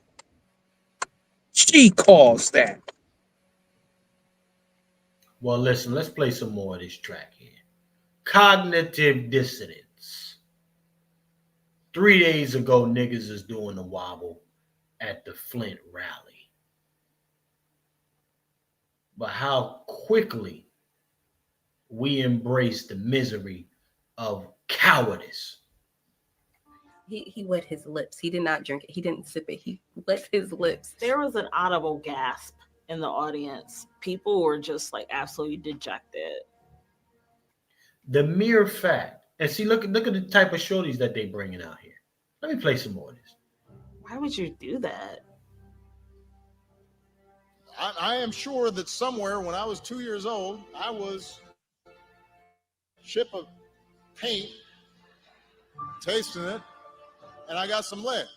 Yeah, that's like talking about like, well, I didn't wear a seatbelt and I'm fine. It's like, but there were tons of people that died. Backstage. Now, diabolical, family. Diabolical. Y'all hear me? This is diabolical shit. And there's, listen, people in that crowd legit have seen family members up out the way from this thing. Come on, again, hold on. Can I get some water? Come on up there. I want a glass of water. Get a bottle. Bottle water. I want a glass of water. Everybody settle down. This is a feisty crowd. Thank you. Now look at them. Y'all tell Seth C what y'all see when you look at these faces. Look at their faces. They recognize political theater when they see it. You on mute, Brother Juan. This man literally discounted the sicknesses, the illnesses, and even some deaths of those who drank that water. And he doubled down and said, what are you going to do about it? I'm going to sip your water. I'm going to let the nation know that y'all are liars. He mocked them. He mocked them. You know, this is Let me holler at brother Q. Q, talk to me on this, man. I mean, you know, it's only so far political theater can go. You know, what is sad is that we see it. We see it. None of us are in Flint. And just last week they were in Flint when Magic Johnson decided to wave his finger at us. Flint's water is still the same. Still fucked up. Nothing's changed. They've been through. They've been through elected officials from both parties as their governor. Governor Whitmer actually went on the Breakfast Club 2 months ago and lied and said that the water was fixed. The water's not fixed in Flint. And that's is he gonna on the ground? That's from Flint. Is he gonna give his speech to these 4 black men that I see in this audience right here? Is he gonna tell them if they're still around who the monster is? Respectfully, if they're still around. You know what they did? They did to Flint water the same thing they trying to do with reparations, a study. Come on. Come on. A study. That's what they do. He meant like one of y'all, when like Brother Vader or either Brother Juan said, by him drinking that water, he basically made it seem to the world that these people were lying. And then look at how he drinks this water. He just wet his lips. He didn't even. I don't think he swallowed shit. Pause.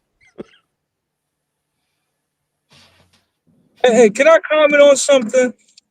See, I always had a problem with Barack Obama and how he treated the black men at the HBCUs, where men were trying to go there to get their education, some of them from the lineage, and try to do the right thing, right? And this guy's going to give them a lecture on how this, that, and the third. And then now I'm seeing another lecture coming through when we already spoken about Kamala Harris. And I noticed that this man has a lot of lectures for Black American men. He doesn't have it for any other group of men on the face of this planet. So I'm getting really frustrated with this stance, this grandstand that he has with just the black men constituency of the Black American community. He's always grandstanding, not live up to that motto that he had, being a brother's keeper. Well, we got to be clear about something here. Shout out to Barack Obama, though. Niggas got bamboozled, y'all. Right? Niggas got bamboozled because they've been waiting for Black America has been waiting for the Messiah just as much as white supremacy fears the rise of that Messiah. And the mere fact that it keeps getting qualmed and crushed by these honorary $5 hoes, okay, tells you that the Messiah is within each and every individual. And go ahead. No, I just want to say that again, I can't really get too mad at Barack Obama for really just doing what he should be doing to folks. You know, there's no real consequences. Get mad at him for running the plane? Nah. Listen, he coming back out running the plane. Niggas have subscribed to that Spotify account. He had a little podcast, him and that Michelle Obama. Niggas was over there on that Spotify all day long. So of course they're gonna roll this guy out for the nostalgia, right? When I talk about the nostalgia, yeah, I'm talking about me being one of the niggas back then too when he first got elected. I voted for the nigga. Then I spent another $20 of my hard-earned money, riding through the neighborhood with my old school sitting on 20-inch rims, playing My President is Black. Motherfucker.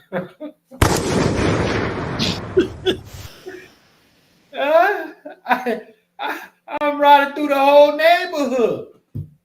Soon as it was announced. Went and holler at my homies. We all got our cars together. I know many of y'all was playing that Jeezy. I blame Jeezy too. Somebody get Jeezy in here. I know that Jay-Z's still on the text, brother. I got Obama on the text. Hov is still friends with him. Yeah, well, fuck Jay-Z. At this stage of the game, there's still gonna be goofies who worship him. Jay-Z's a businessman. No, he's a hoe. He's a prostitute. He's a high-flying escort. The open booty kind, as far as I'm concerned. But so is Barack Obama, because when he was jet skiing around with the Virgin Island mobile dude, looking like a pass around. Richard Branson.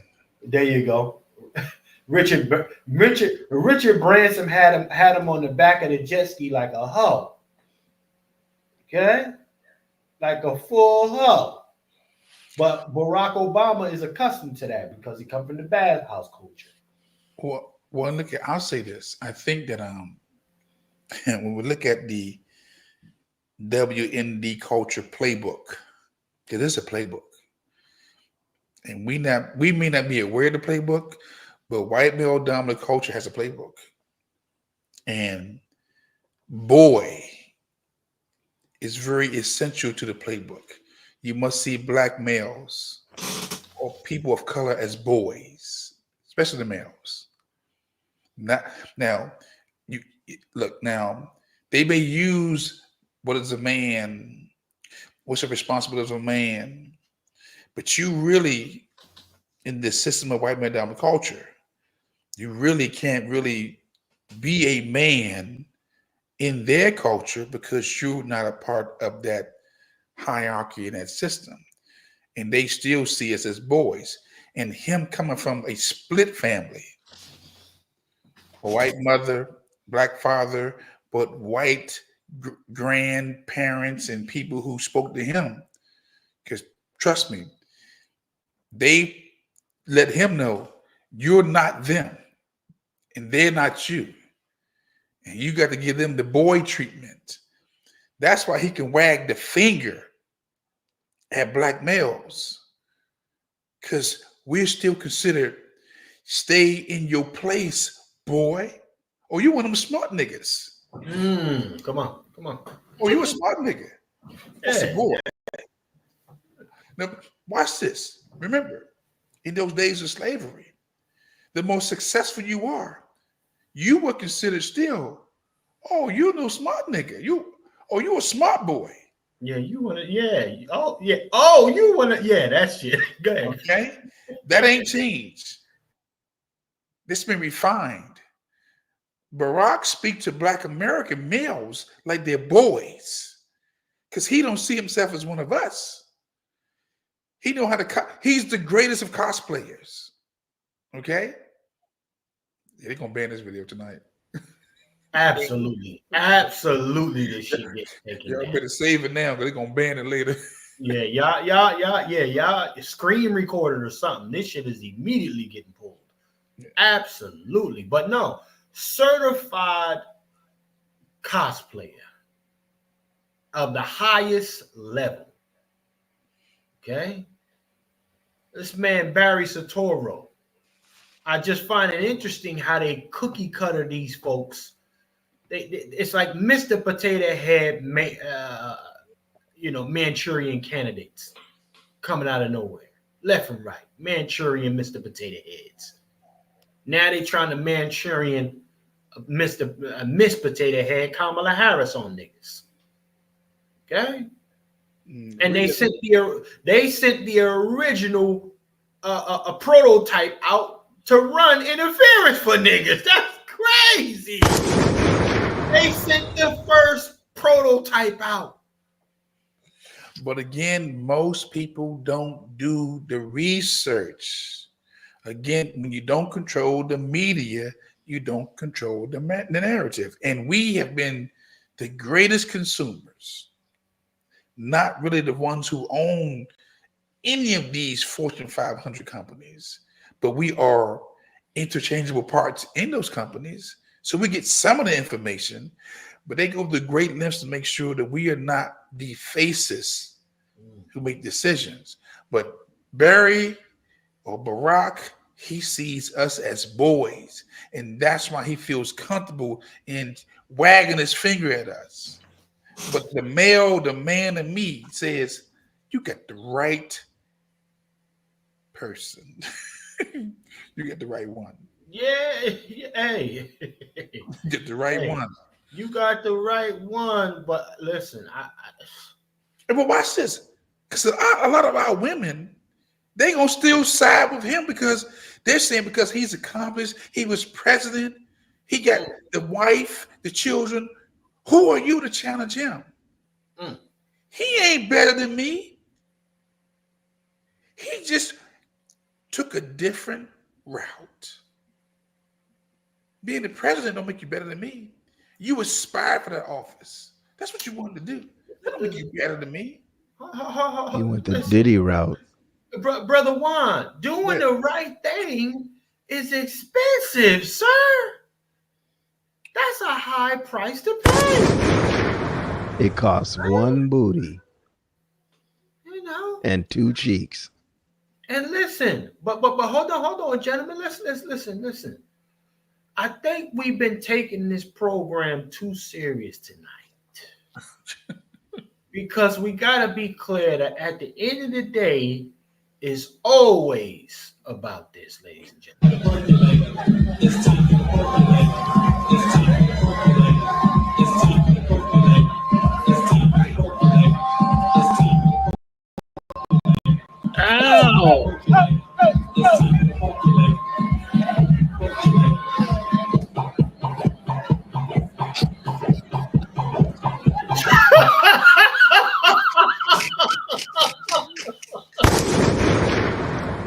Oh, they call that the crab walk. That nigga, hey, niggas don't come to life for nothing except to dance, and in this case, to percolate. That nigga was chilling the whole night, but that percolator got in his spirit, and that's the only thing that got this nigga up off the damn off the seats. Hey, he got a Chef C. He was like, "That's my song." As soon as he heard it, that's my look at him. Sweater, nice Argyle sweater. You would have never thought. He just went through a whole trance. Look, he had his composure the whole night. Yeah. Not hold my beer, hold my solid sweater. Here, you know, nothing to see here, but Lord, that percolator. He heard that first little sound. This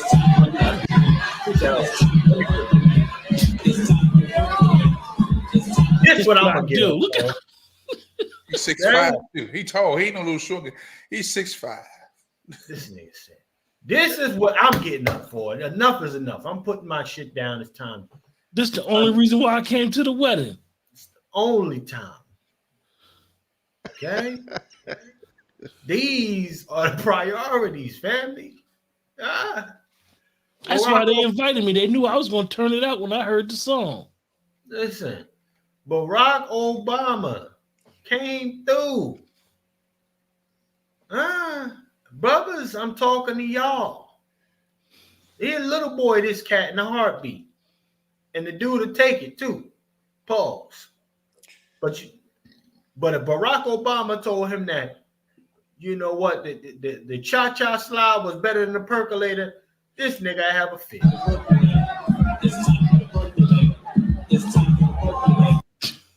Negro, this your jam. Negro, this you. What happened?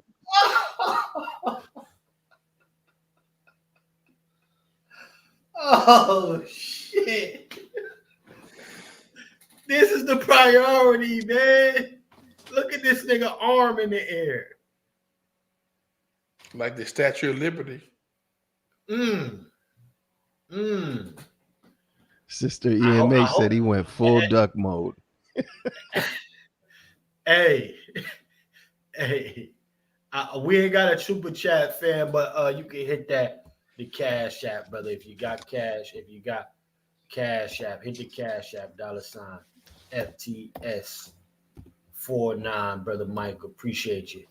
Hit that Cash App, $FTS49, sir. Right, but you know what? But this is how I know, we're at a crossroads, because when the people want to just celebrate and deny the facts right before their very eyes, they've already made a decision that they want to continue to practice some type of Black group economic suicide. They want to continue to not be what I'm looking for. Not be responsible, and so we have to, again, as I said, numerous broadcasts, I am willing, ready, and will step over family, friends, co-workers, carcasses. It's got to be done. Real. Salute to brother Mike for hitting the Cash App, being a man of his word. Salute to you, brother Mike, for supporting the program. Down here, appreciate your contribution, brother Mike. Listen. Gentlemen and viewers, it's about to be Thanksgiving. First and foremost, before Thanksgiving, it's gonna be Halloween. Yeah. And niggas probably already got their outfits ready to go. Niggas is vampire in Brooklyn. You got the big muscle dudes with the wigs, because this is the only time they can hide their closet open booty activity during this time, because they're not really ready to come out and be honest with themselves. I push back. Okay, come on. That's the second outfit. The first one is the one they wake up with in the morning. The one that denies reality in their face. Come on. They're wearing their costume. They wake up every day and go to sleep every day with the costume on. You just step in their necks. So constantly abuse them. Yeah, they these folks, man. Look, we're looking at people who are walking dead, man. Come on. They were zombies. You can't in good conscience vote for this woman and believe Barack and still think that you healthy. And look, you vote your conscience. Vote who you want to. I don't care. But when somebody shows you who they are, I think you need to believe them. And Barack has showed us, we've had at least 6-7 years to study him, his policies, and realize he ain't do nothing. Kamala's been vice president for 4 years. Correction. Biden said last week that she was instrumental in all the decisions. They said he threw her on the bus. No, she was on board with everything he said. And look at us right now. No, you believe them. I believe them. They're not lying to us. We want to lie. No, they're speaking truth with a mixture of lies. So no, our people have a fascination with death, man. We're not a deaf culture, but we have a fascination with death. That's what I think. Well, let me show y'all this, because again, children are our future, but these are grown women. This is the priority too. We got to understand. Turn me up. Oh, New York City, y'all ready? Okay, hit the heel toe. Let's go. Yeah. Y'all got to know that. You want cats to be responsible gun owners. Huh? Be serious about the disrespect that's coming. Hit the heel toe. God damn it. Matter of fact, Harlem Shake. Hit the heel toe, hit the heel toe, hit the heel toe. Let's go, let's go. Toe wop with it, toe wop. That's what you got. Listen, this is the priority, okay? All of this serious stuff in these broadcasts this is not what folks want to be out here doing. Shit, they want a heel toe, toe wop, and they probably go Harlem Shake. Shout out to P. Diddy. Toe wop with it, toe wop, toe wop with it, toe wop, toe wop with it, toe wop. Harlem Shake it out, Harlem Shake, Harlem Shake it out, Harlem Shake. Yeah. Stupid. Listen, man. I can't. Hey, listen, man. Listen, family. Can we be honest about how life is going down? All of this serious stuff, you know, we just got to make sure that we keep the main thing. Q, you got to keep the main thing, man. Let's talk. Hey, man. It's about dancing, man. Flying, doing fly shit. As they say, partying bullshit. You know, I just, man. But again, the new stuff, that's cool. The new stuff don't really hit like the old shit, though. You know, these are the conversations that we gotta have. It ain't about Barry disrespecting and ultimately probably being one of the puppet masters behind Kamala Harris. It ain't about that. It's about this. You gotta understand. It's time for the percolator. It's time for the percolator. It's time for the percolator. It's time for the percolator. It's time for the percolator. It's time for the percolator.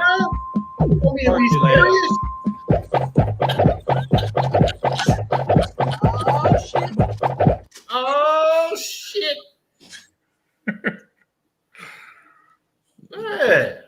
Yeah, Mike. Yeah. I just want to feel good. His shoulder workout serious. I just want to feel good. Don't wake me up to my reality. What's wrong with y'all? Don't feel good. Go don't feel good in those FEMA camps. Yes, they coming too. Oh, you must be out your mind. You want to hear a brother Negro come in here standing on lineage? Is you out your damn mind, Negro? Yeah, you coming in here talking about lineage? Oh man, they get mad at. Hold on, Negro. Ain't nobody trying to hear that. We here to celebrate, party, and bullshit. It's percolating. The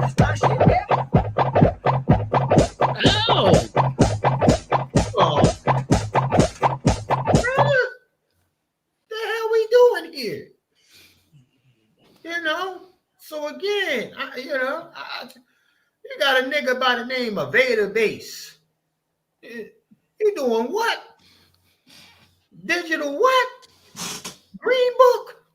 What's a green book? If it ain't about percolate, if it's not about percolating, we're not doing nothing.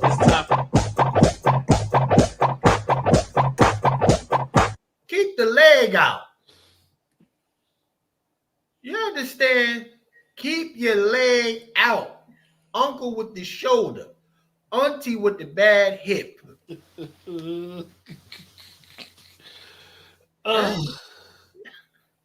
Yeah, we going to the top. Cognitive dissonance.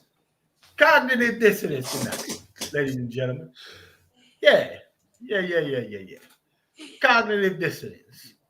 Percolate. Got the grill going. Got the leg out. Got the windbreaker American flag outfit popping. You understand? I still look at DW. DW ain't shit for this. Okay? I still want that outfit.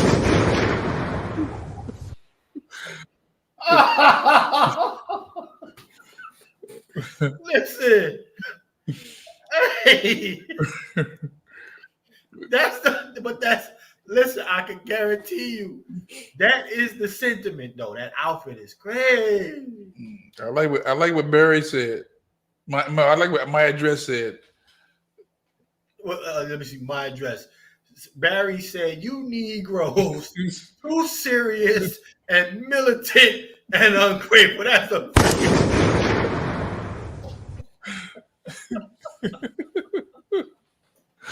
Oh man. Listen, man, ladies and gentlemen, you know what? We're gonna get ready to shut this thing down, ladies and gentlemen. I think we've done a very thorough unpacking of this tonight. Be very clear, ladies and gentlemen. As soon as we stop this broadcast, my recommendation to y'all is to try to go ahead and download it if you would like. Yeah. Because this motherfucker is come. I don't know who's gonna get it quicker, you or you two. But this motherfucker coming down too. That's a fact. Brother Negro, man, let him know what you got coming down the pipeline, what you got shaking. Is the Negro there? See, it zapped him back in the Biden's backyard. All right, let me go to my Oh no, I'm right here. What's up? I just hopped out. I had to get some gas real quick. We get ready to shut it down, man. Let them know what you got shaking, what's coming down the pipeline. Yes, we're taking out membership dues for those that are interested. You guys see what we're talking about, the call to order. If you guys think that message resonate with you or with us or with you and whatnot, please reach out to us. We'll be more than glad to work with you. With that being said, I got a couple of projects that I'm working on. I'll keep you posted. And also, it's Breast Cancer Awareness Month. One of the sisters was telling me that's one of her projects for the Negro Black Nights that she's talking about. And I think I might add it onto some of the projects of like kind of the gender civically, because a lot of our women in our community suffer from so on you guys platform. Okay. Salute to our brother Negro for checking in as always. Let me go to my brother. Let's go to Brother Vader, man. Brother Vader, man, let him know what's shaking, what's coming down the pipeline for the base app, brother. Is he there? Yes, sir. Yes, sir. I'm actually, well, I was going to do a demo for you guys, but I know you're trying to shut it down. Nah, go ahead. I'll send it back. Go ahead. Do it. So yeah, you're looking at a live simulation of the base app right here. I just added a pin of our brother Lone Wolf's business. As you can see, it's a Black American certified business, so it's the Black American heritage flag right there. You can comment on it, right? You can come in here, you can drop, I just dropped that pin, and then I can, let's say I'm a user, I come in and I can say, yeah, I had a 5-star experience because, Brother Lone Wolf taught me to blow the trash away. Right, add a comment, and then other people can come in behind that. Right, 5-star service. Come back. Somebody else comes into the app, then they can see that pin. I just dropped that pin from my phone, and then you can see it on the simulator. It pick it up. You can do things like, and you can drop a pin for businesses as I just did. But think about this. Think about being a apartment resident in Aurora, Colorado, and you want to know which of your neighbors are 2A protected, or you want to let your neighbors know that you're 2A protected, right? And you see a pin that's dropped because both of y'all are using the base app.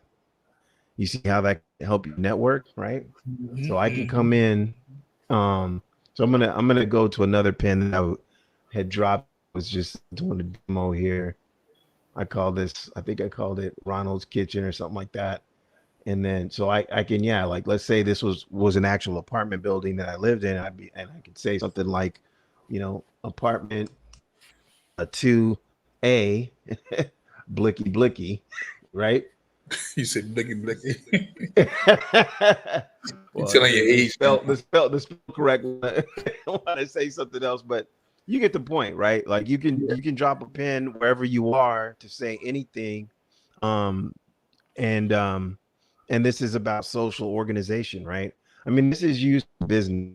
This is our Black Yelp. This is our Green Book 2.0.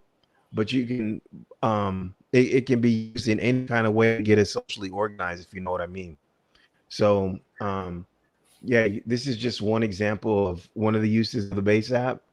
You know, there's a politics page where you can look up things like, you know, going on with reparations.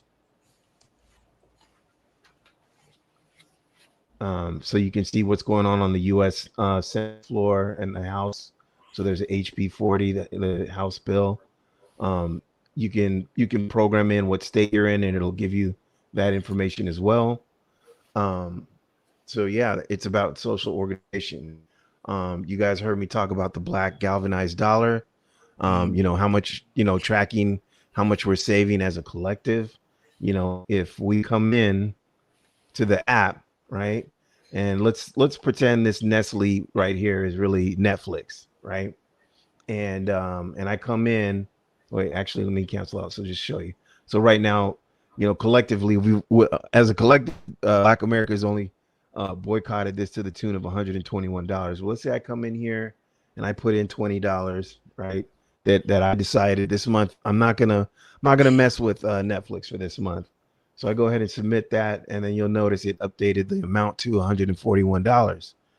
Well, if 1 million people do that, then that lets Netflix know that they lose $20 million by putting a piece of shit show on like Good Times, right? Like that Good Times cartoon, right? And so then they deal with us differently. They come to us now. In fact, imagine, you know, $20 million, you know, to Netflix is not that much. They'll just say, okay, we won't put a show on like that anymore, right? But let's say we boycott someone to the tune of 1 billion, right? They're going to come to us to ask us to put them off of this list.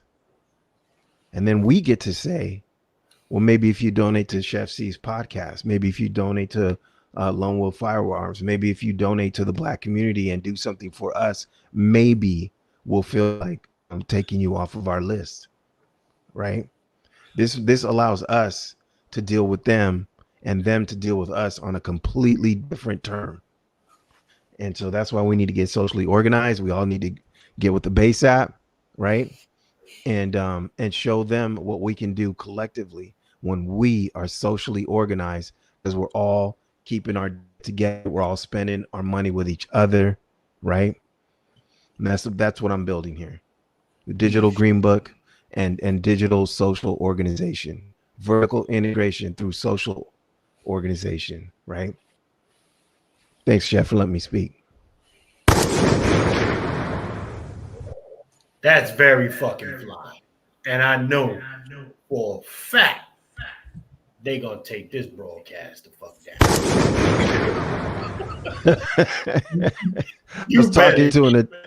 I was talking to an attorney the other day, and he said, "Oh, you know you're on the terrorist watch list."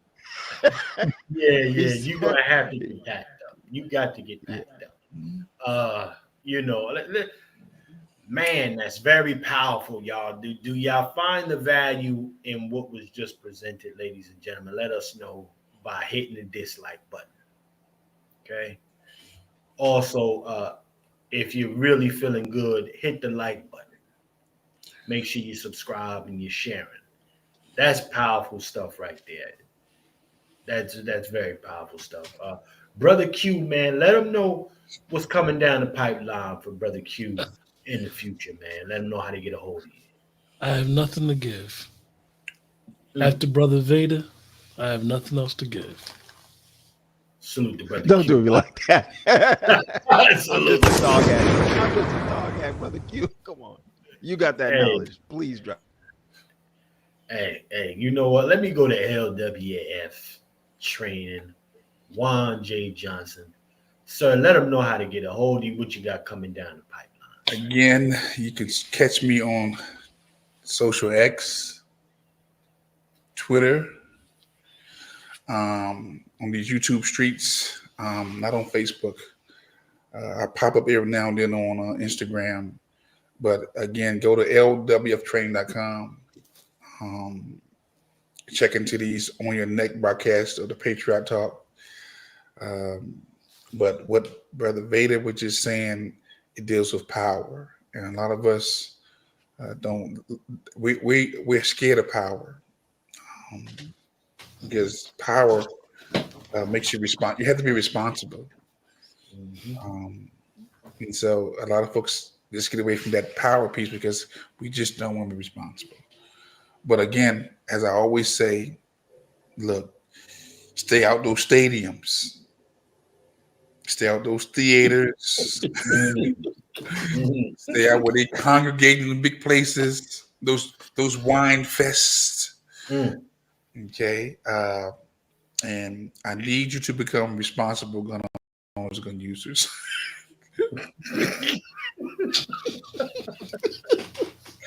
At the end of the day, I know that people are not trying to encourage you to become responsible gun owners. I'm gonna keep doing it, and they're gonna keep shutting me down. But it doesn't change nothing because we've gone from being content creators to creators of content. Okay? Brother Vader just showed you he's a creator of content. Brother Chef, a creator. Brother Q, a creator. Dr. Short, the Negro, and myself, we're not content creators no more. We've evolved from that. People watch us and draw from our content, and then they talk, trying to do some razzle dazzle and say something different, do a different title. But I know y'all listening. I know you're watching. That's a fact. I know it. And YouTube knows it too. So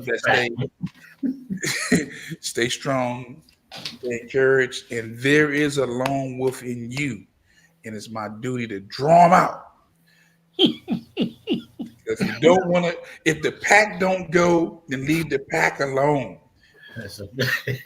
Okay, you can operate without the pack, and also, I will be having some lone wolf merch. Come on, wolf. Yeah.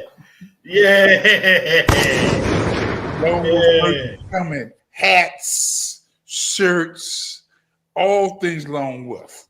And I mean that very soon.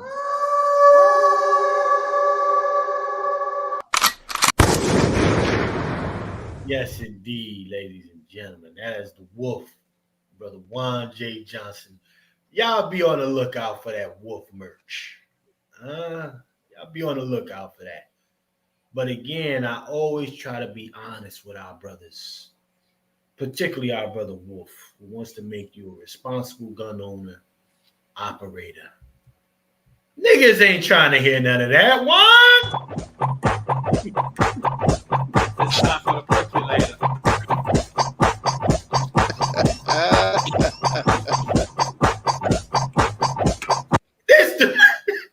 You gotta have a balance. Fun and firearms. You gotta have balance. Fun and firearms. You just gotta have a balance. That's all.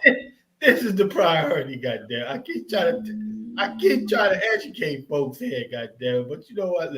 Let's get the hell up out of here, ladies and gentlemen. Oh man, this was another broadcast for the books. Yes, indeed. Ladies and gentlemen, I definitely want to thank all of y'all for checking in with us. I also want you to go ahead and download it as quickly as you can. They will pull this joke. You better believe that. Okay. Also, remember to go and subscribe and become a Patreon member, ladies and gentlemen. I'm teaching you how to cook for real. Okay. Particularly with this segment, this is the propaganda series. Okay. And we starting it off, we jumping this thing off real proper with the Kamala collard green egg rolls. Okay? And then, of course, we're going to chase it with that dork a la pork, a port wine sauce. Yeah, we doing it for real. So definitely become a part of the Patreon, ladies and gentlemen, for that live cooking segment. It's going to be phenomenal. Okay? And that will be one of many. I do plan on doing several pop-up as well. So definitely be on the lookout for that. Also, make sure you got your eyes, ears locked for the WASI Summit. December the 14th is going to be going down, family. We look forward to seeing all of y'all there. Keep your eyes locked. PatriarchSummit.com is where you go to for updates to stay abreast of what's shaking and how we getting busy, ladies and gentlemen. With that being said, I want to thank everybody for joining me here today. And remember, ladies and gentlemen, in a system of white degeneracy, you stand for nothing, you fall for anything. My name is Chef C, and I'm out.